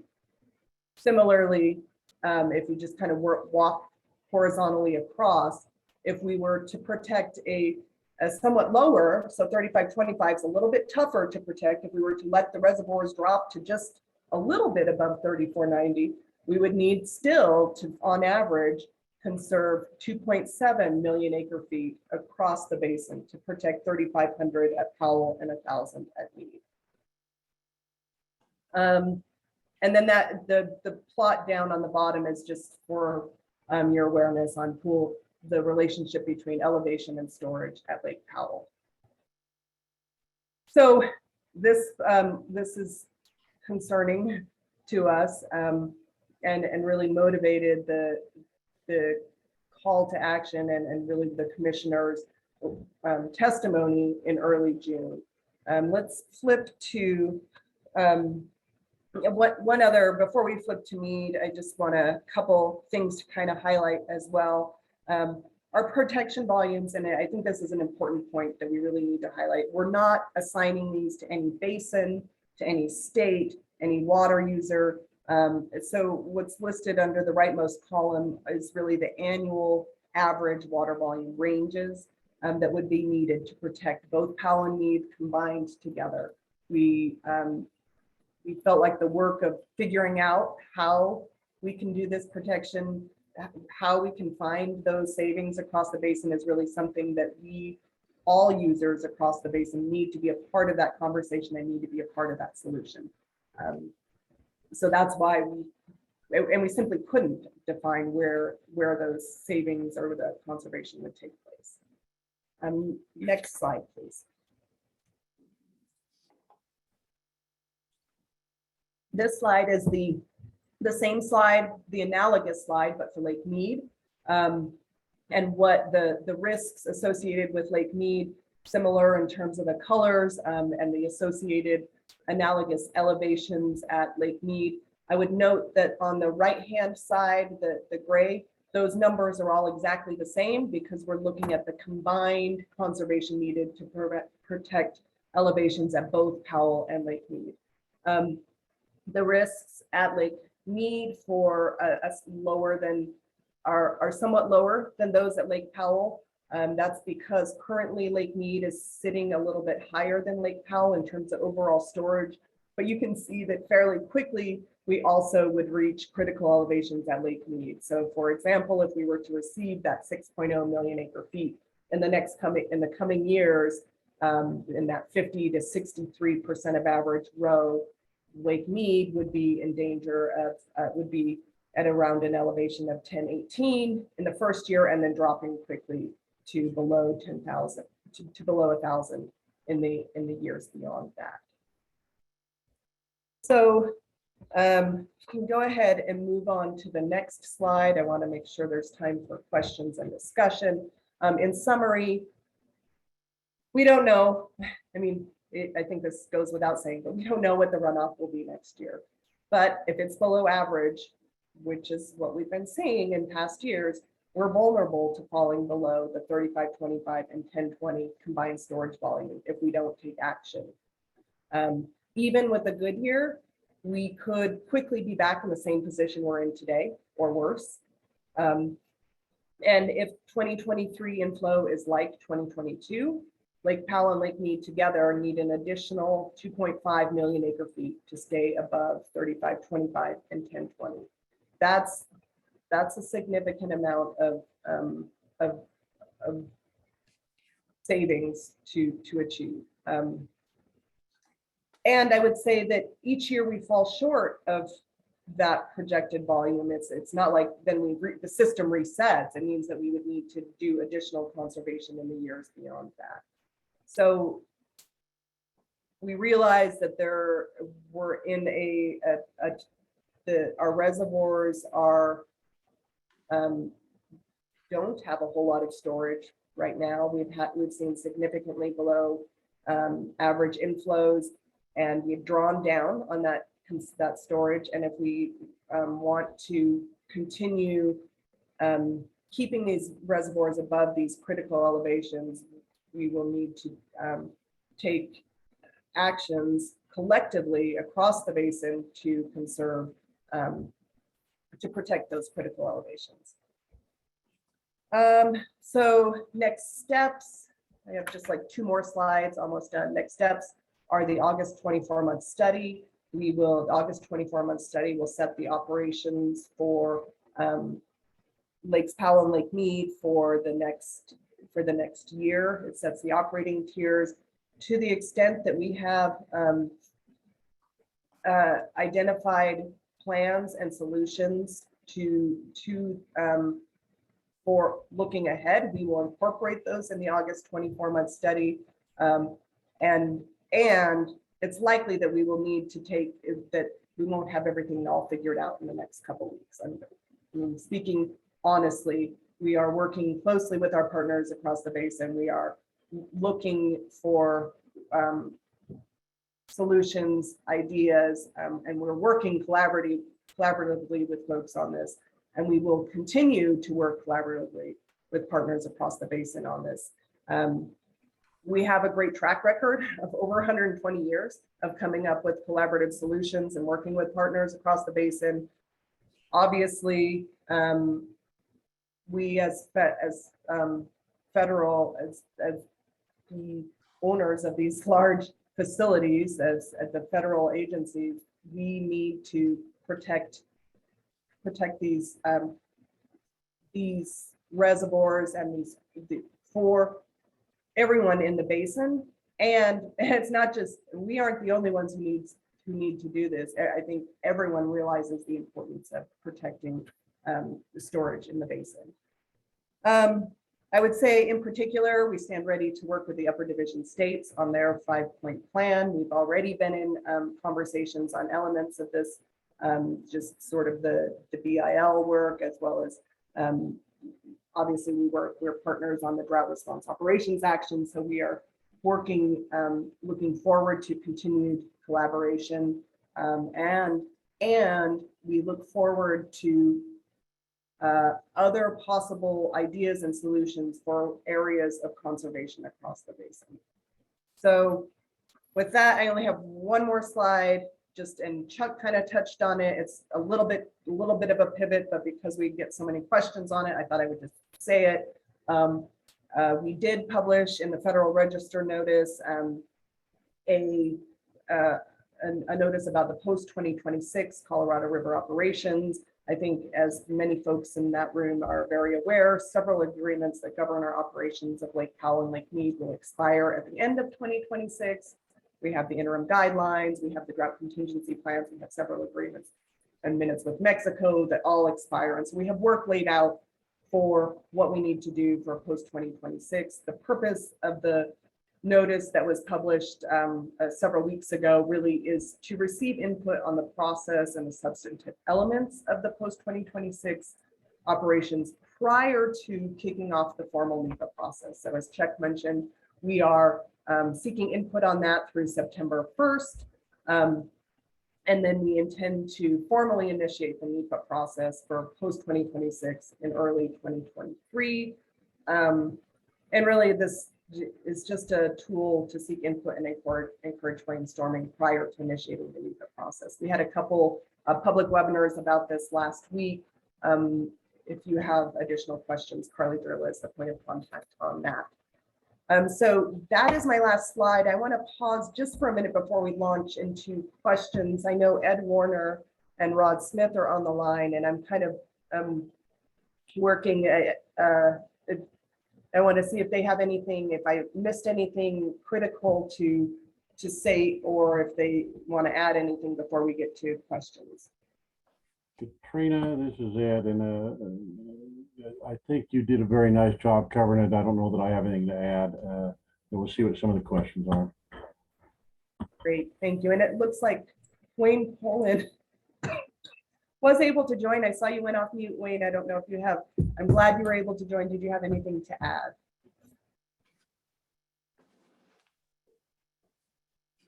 Perhaps not. So then we'll go ahead and pause and I open it up for questions, questions from folks. Yeah, Katrina, I just want to say thank you so much for agreeing to participate. And I know a variety of issues are inhibiting your ability and Wayne's ability to be here. So I really appreciate the effort to do it, and maybe more so even appreciate and recognize that for the 84-year history of our organization, we've been a close partner with the Bureau over many decades in terms of the projects in Western Colorado and understanding the importance of the Bureau for many parts of our district and their success, and particularly in the irrigation world. But the Bureau's projects have also provided domestic water.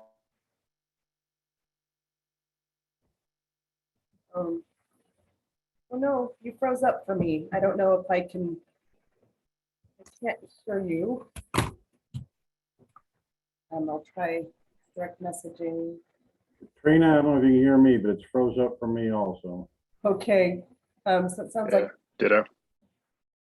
folks dialing in can hear each other, but we are disconnected from the room. Let me try direct messaging Stephanie.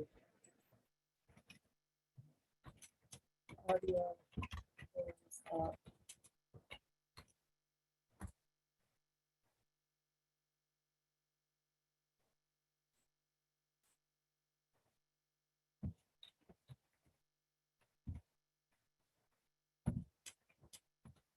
Audio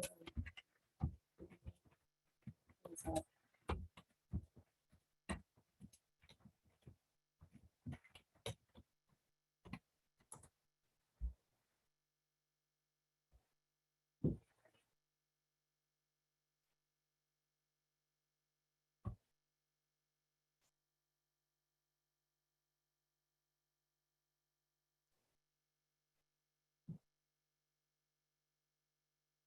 Oh, hi, Andy. It looks like you can. Katrina, can you hear me now? Yes, thank you. I'm going to try to Sorry. shift over to my personal computer because our system went out.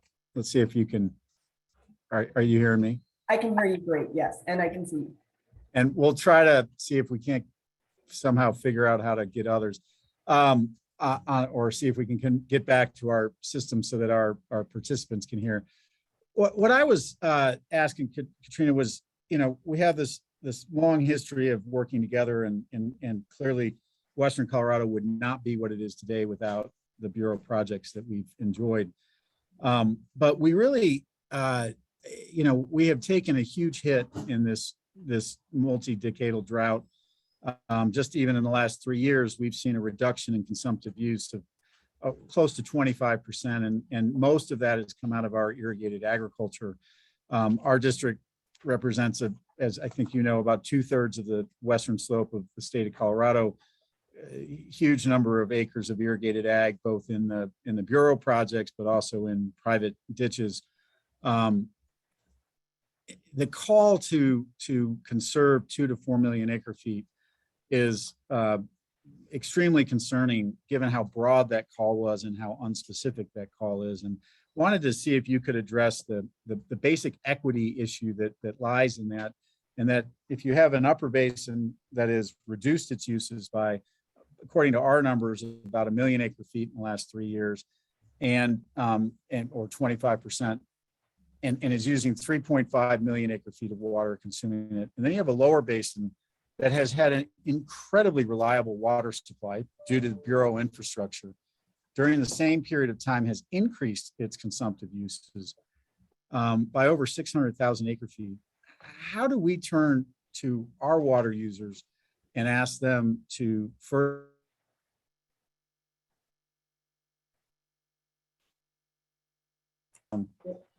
to the lower basin?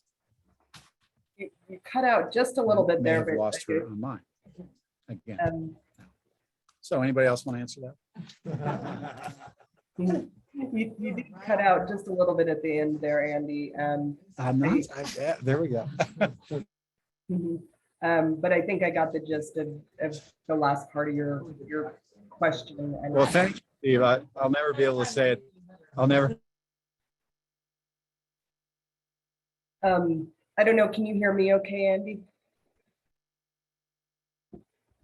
Oh.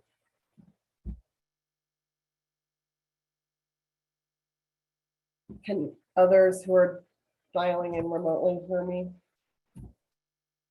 Yes. Okay. Yep.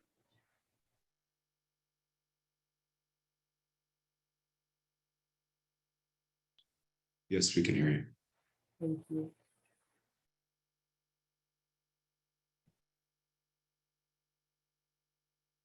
Yes, the mountain internet is a struggle.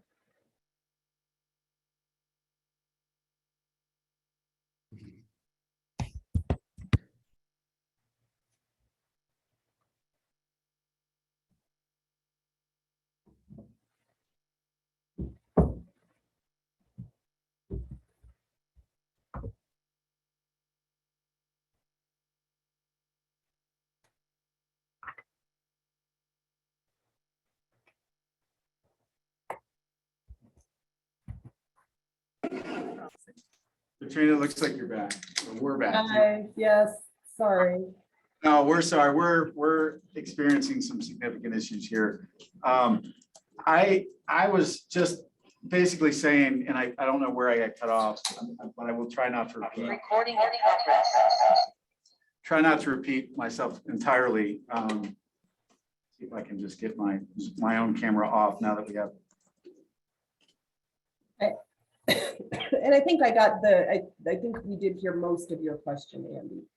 Okay, and really it's how do we turn to our water users and ask them to conserve more if it's really just going to go downstream to the lower basin, who's consuming so much more water than we are. And if there's an answer in there that we need to do it, we're looking to you for some suggestions, because honestly, most of our water users are pretty happy. And I'm wondering what you're thinking and what the commissioner is thinking when she thinks of an area like this. What is it we should do? Sure. So I don't have enough, I can't speak specifically just to your particular area, but I can say generally, and this will not come as a surprise, that we absolutely need to look across the whole basin. It needs to be a solution in the lower basin as well as the upper basin. Everyone needs to, this is a very tall order. And the only way that we are going to be able to get there is if everyone contributes some amount. And everyone and at this point, we're really looking for where there may be flexibilities. At this point, we're looking for some of the programs that are being discussed are those voluntary actions, where voluntary compensated actions that were folks to for conservation. Obviously, the use in the lower basin is greater. Obviously, there will be the proportions of where and how much can be conserved in which locations are different depending on the location and the use. But ultimately, the solution really does need to be across the entire basin, across all sectors, not just ag, M&I. We need it to be not just what it's states, it's tribes, it's water districts, it's cities. It really, in order to achieve this, we need to look broadly, and we need to look creatively at different, not just fallowing fields. We need to look creatively at other, be it desal, we need to look, be it other places for conservation. And now ad-libbing and talking too long, but really it needs to be a broad and diverse approach. Yep, and I hear you on that. I guess I would, maybe to put a finer point on it, what efforts are being taken. I realize this is a lower Colorado region question, but the accounting down in lower Colorado impacts us in a situation like this pretty tremendously. The failure to account for evaporative losses, transit losses, and ordered but not delivered, or released but not delivered water down there. We're talking 1.1 to 1.3 million acre feet a year. And if you just look at the last 20 years where those haven't been charged to the lower basin states and attributed to them, we're looking at pretty much the contents of Lake Powell, 24 million acre feet. So what efforts is the Bureau taking that we can then talk to our constituents about to fix that accounting problem? Because we get charged for all of those things up here. And I know you're aware of that because you're up in the upper Colorado region, but it is extremely frustrating to see system water utilized for the benefit of the 3 lower basin states, and us taking the hit for it. And now we're actually, for the first time, frankly, about to be injured by it, because we're going to have to reduce our consumptive uses because there's a failure of proper accounting in the lower Colorado region. And so I wonder if you could help us understand why that's a reasonable approach for us to take. I will say, I hear you. Obviously, evaporation affects all of our reservoirs, evaporation and that not coming out of the allocation to lower base, currently not coming out of allocation to lower basin states, obviously affects the use and the drawdown on reservoirs. And that is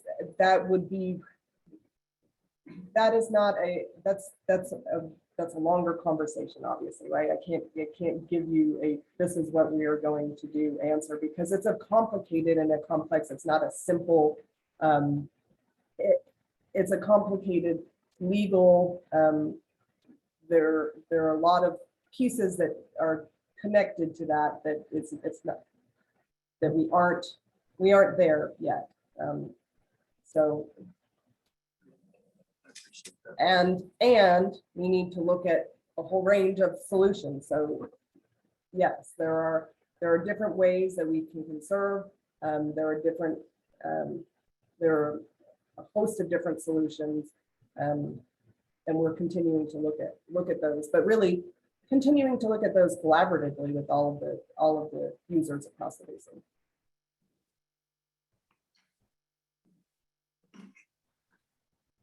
Go ahead.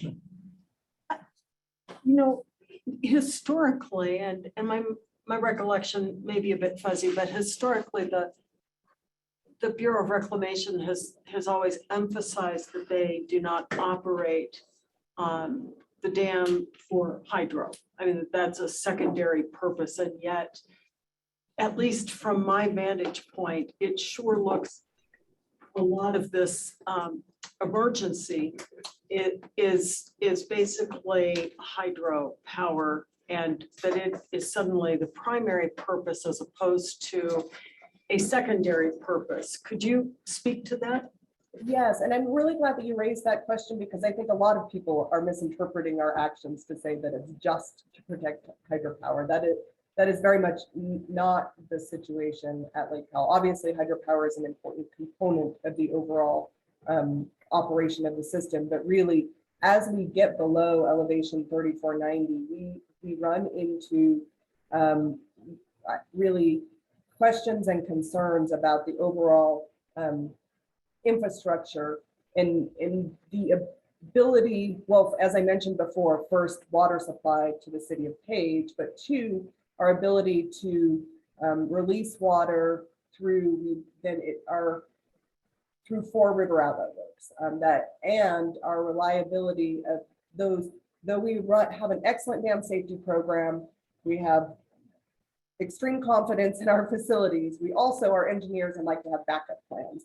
And should tubes go offline and we must have them go offline for regular maintenance and checkups, that decreases our ability to get water out of Glen Canyon Dam and downstream through the Grand Canyon, also and to downstream users, but also as we get below, when we get down onto just those 4 tubes, we start running into also, there's a whole host of other concerns related to potential erosion below the dam, concerns about temperature, non-native fish entrainment. So all of these combined are reasons for us wanting to protect elevation 3525.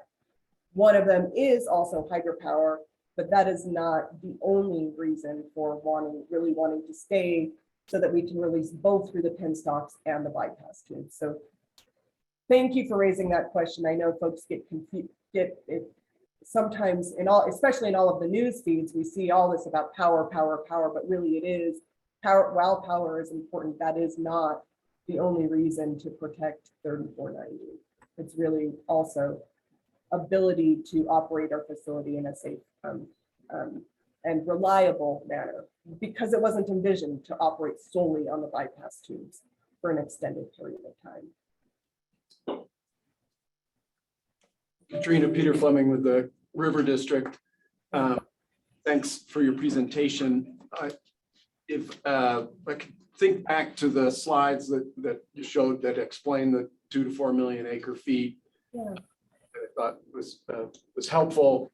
The figures for me get a little lost. It takes me longer with numbers, but yeah. if I understood it correctly, the figures on the right-hand side of the chart were the, here's how we came up with 2 to 4 million acre feet to protect these two different levels at both Powell and Meade.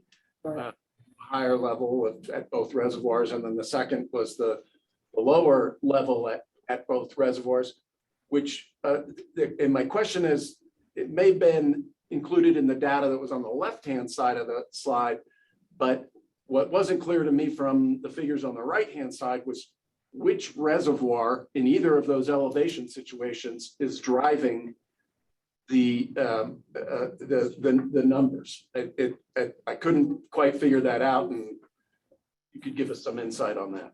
Sure. So it's both of them.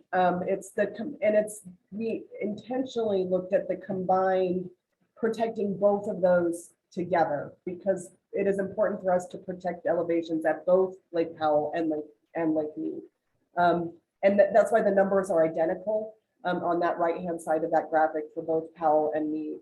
And part of the reason it's both of them together is because the coordinated operations of Powell and Meade, they're combined, their storages and volumes are linked, often through balancing at higher elevations through equalization, but that's part of the reason why we, but really we're looking at, the reason why we grouped them is because we're looking at a combined solution. We don't want to only protect Powell or only protect Meade. They're linked through the coordinated operations. Yeah, and I guess I get how they're linked, but in the joint goal, and we recognize that of protecting those levels. I guess I'm still not clear, and maybe it varies depending upon the specific hydrology. Yes. One is driving those figures, and maybe it's just not discernible from the data.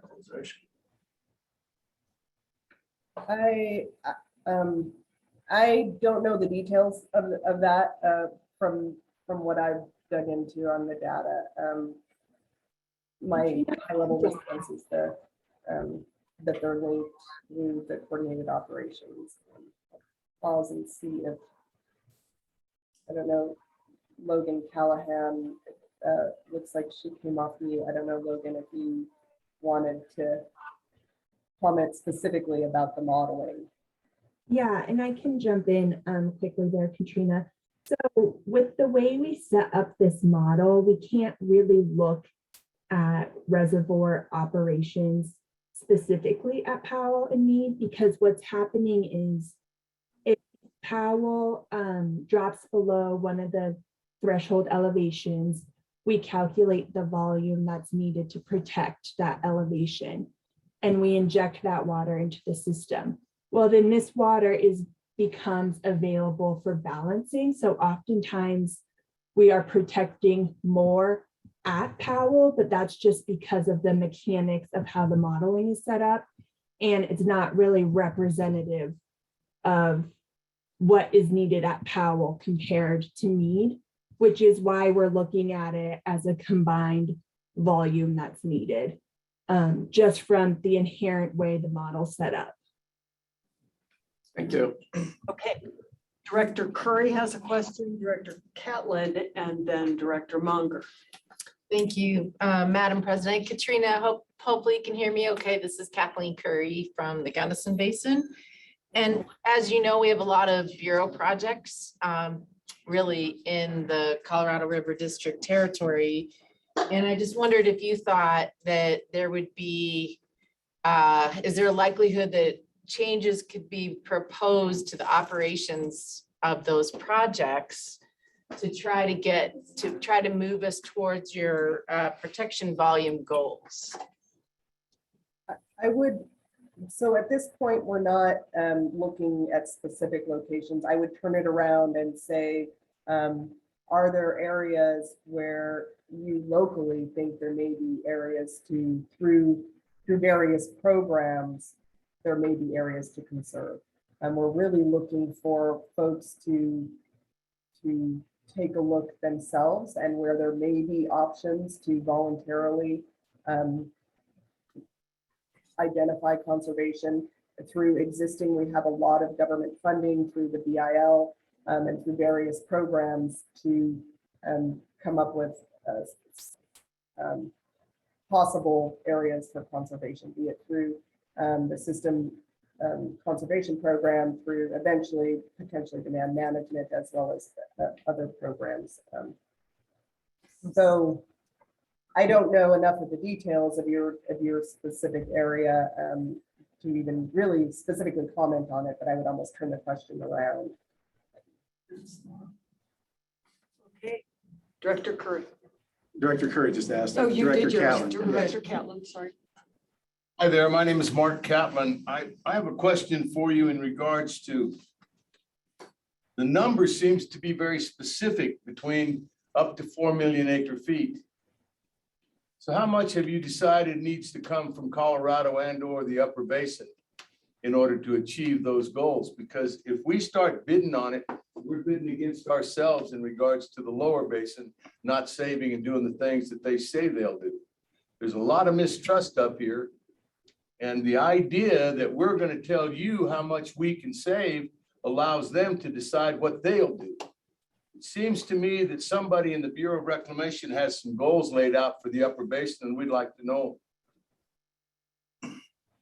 Thank you for that question. And I understand, I'm aware that there is a lot of concern and mistrust. We don't have a number specifically identified for Colorado. We don't have a number specifically identified for any particular state, as I've stated, or even particular location, or even specifically upper basin versus lower basin. Each basin really is doing what they can right now. And they're doing the same thing in the lower basin, looking at areas for where there might be areas of conservation in each of the states, and each of the different locations in each of the states. And really, at this point, what we're doing is trying to gather initial ideas and see how far that gets us. So that's where we are right now, is seeing what do we have out there so far and see where that gets us. Thank you. Director Munger. So I guess just a comment to ourselves here, and not necessarily a question, but seems to me we still need to have some. And accumulated water savings for the upper basin over the last few years since we had the system full.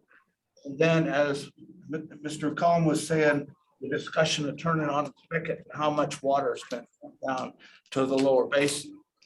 Again, this savings, you can't get blood out of a turnip, and when we're already 3.5, that's what we're using now is 3.5, and it's been 4.5, not 7, and the rest, we've already paid our dues, as far as I'm concerned. So I'm, the next thing that we need to remember here, Mr. Collin also, and thank you very much, told us that, how much farther we're down in the two reservoir systems.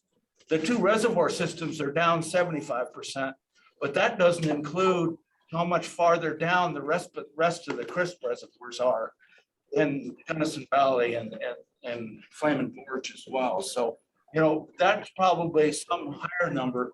My community is probably the least reservoir water storage in the whole. Yours might be too, but anyhow, our Yampa, the white and the green are probably the least. And I can tell you right now, I'm pretty damn happy about that right now. We'd just be sitting there flat dumps, we're just sitting out there with dry puddles, So I'm not sure that I really needed to have missed those reservoirs. They would have been nice to have had, but if we're going to just drain them out whenever we need to and just send them down to the lower basin, I don't know. I just think we still need to, when we had the discussion of the 7.5 and when we're talking about what we're responsible for, I'm pretty concerned. You can't get blood out of turnips, so you can't come get any water out of me. So, Director Munger, was there a question in there for? No, I think it was a comment. I apologize. Okay. All right. Yes, Director McGinnis. So Katrina, in response to Andy's comment, you said that, well, you're looking for a collaborative effort and it's complicated and everybody's got to pitch in. So the conclusion of that, your answer, I took it that essentially nothing's going to be done about the misdeeds of how this is measured or the over appropriation that the lower states have done. But that's kind of history or a problem you're going to deal with, maybe you'll deal with in the future. I think there's a lot of political pressure for you not to deal with it. And frankly, if the vice president becomes the president, I think you're going to get an awful lot more pressure not to deal with our complaint there. Is there any reason to, can you assure me at all that any of these fairness issues are even going to be considered by you and your staff, your fellow staff members on up the line, or is that just a problem in the future? Maybe we can help you, maybe we won't. Then you go back to one final question. Then where are you going to get it? Are you going to shut down our cities? I don't know. Representative Director Monger's right on. Where are you going to get it? It's so out of proportion. I guess you could close ski areas, close cities up here. But wow, after hearing your response, my confidence level's way down. Is there anything you can do to reassure me, or just hang on, pal? What I can say is that right now, we're looking for wet water solutions. Actual wet water conservation, water savings across the basin, including significant savings in the lower basin. I will say also looking and in the longer term, both to deal with the shortages and also in preparation for post 2026 and overall, we're looking at the whole range of assumptions, obviously, across the basin. So we're thinking both in terms of what we need to do now in the coming year and next few years, and we're obviously thinking longer term to build a sustainable system for many years into the future. Some of the points that have been brought up obviously need to be looked at and considered very closely as we look at the longer term broader solution. But one more question, in the shorter term, how can you not look at those when you try and figure out who's going to have to give you some wet water? Well, we're looking for things like that. How can you not look at that to get wet water? As I said before, we're looking for what we can get as the first cut, what comes up as where folks can conserve, and see where that gets us. So we're looking for things that we can implement soon, like in the next, in the next year, which means we need to know about it in the next few months. And what you're discussing will take a little longer. We're going to take one last question from Director Chandler Henry. Yeah, thanks, Madam Chair. Katrina, thank you for being here. The Upper Colorado River Commission sent a letter yesterday to the Bureau of Reclamation. And I just wondered if you could give us any reactions to the 5-point plan that they proposed. Sure, yeah, thank you for that question. We are, and I see that Chuck isn't actually, it looks like he's still trying to connect. We are appreciative of the Upper Basin states and the Upper Basin River, the Upper Colorado River Commissions laying out some ideas and some plans and some thoughts for how to address these challenges. And on several of these topics, we've already been in conversations and discussions. So we absolutely stand ready to work with the Upper Basin states on these topics. For example, BIL, DC Drought Contingency Plan measurement. We're already working and really look for collaborative implementation of that. Also, the System Conservation Pilot Program, to the extent that likely will be seeking some federal dollars for that, and we stand ready to work collaboratively with the Upper Basin states on that. Similarly, demand management, working through whenever that is, those initial studies are completed. My response is I'm glad and grateful for thinking, the Upper Basin states coming together and thinking about ideas for how to move closer to a solution. And we are really looking forward to continued work with Upper Basin states on these proposed 5-point plan for the areas where obviously some of them are kind of internal to the states, but where the areas overlap with the federal government, we absolutely look forward to working with them. Rita, we greatly appreciate you being able to be with us today remotely, and appreciate your presentation as well as your willingness to answer some tough questions. I think, as you can tell, everyone here has a great deal of concern about what's going to happen in the next few months. And we do appreciate your open ear to those concerns. And we appreciate the other members of the Bureau of Reclamation who are online with us. So thank you very, very much. And I'm certain this will not be the last conversation we'll be having. Thank you. Thank you for the opportunity to speak, and thank you for the tough questions and the comments. That's absolutely important to have this conversation and to continue this conversation. So I appreciate it and appreciate the ongoing communication and discussion. Thank you. Thank you. Okay, all. So that brings us to the end of today's work. We will be convening again tomorrow at 8:30. Just a reminder, we're doing photos right after this. And then dinner. Yes. Dinner will Oh, look really good. Dinner will be our traditional barbecue at 6. Any instructions as to where we go for the photos? She's out back right now. She was picking a spot a couple minutes ago. I think she's right along the river. right off Okay. the back. So if we go outside, perfect.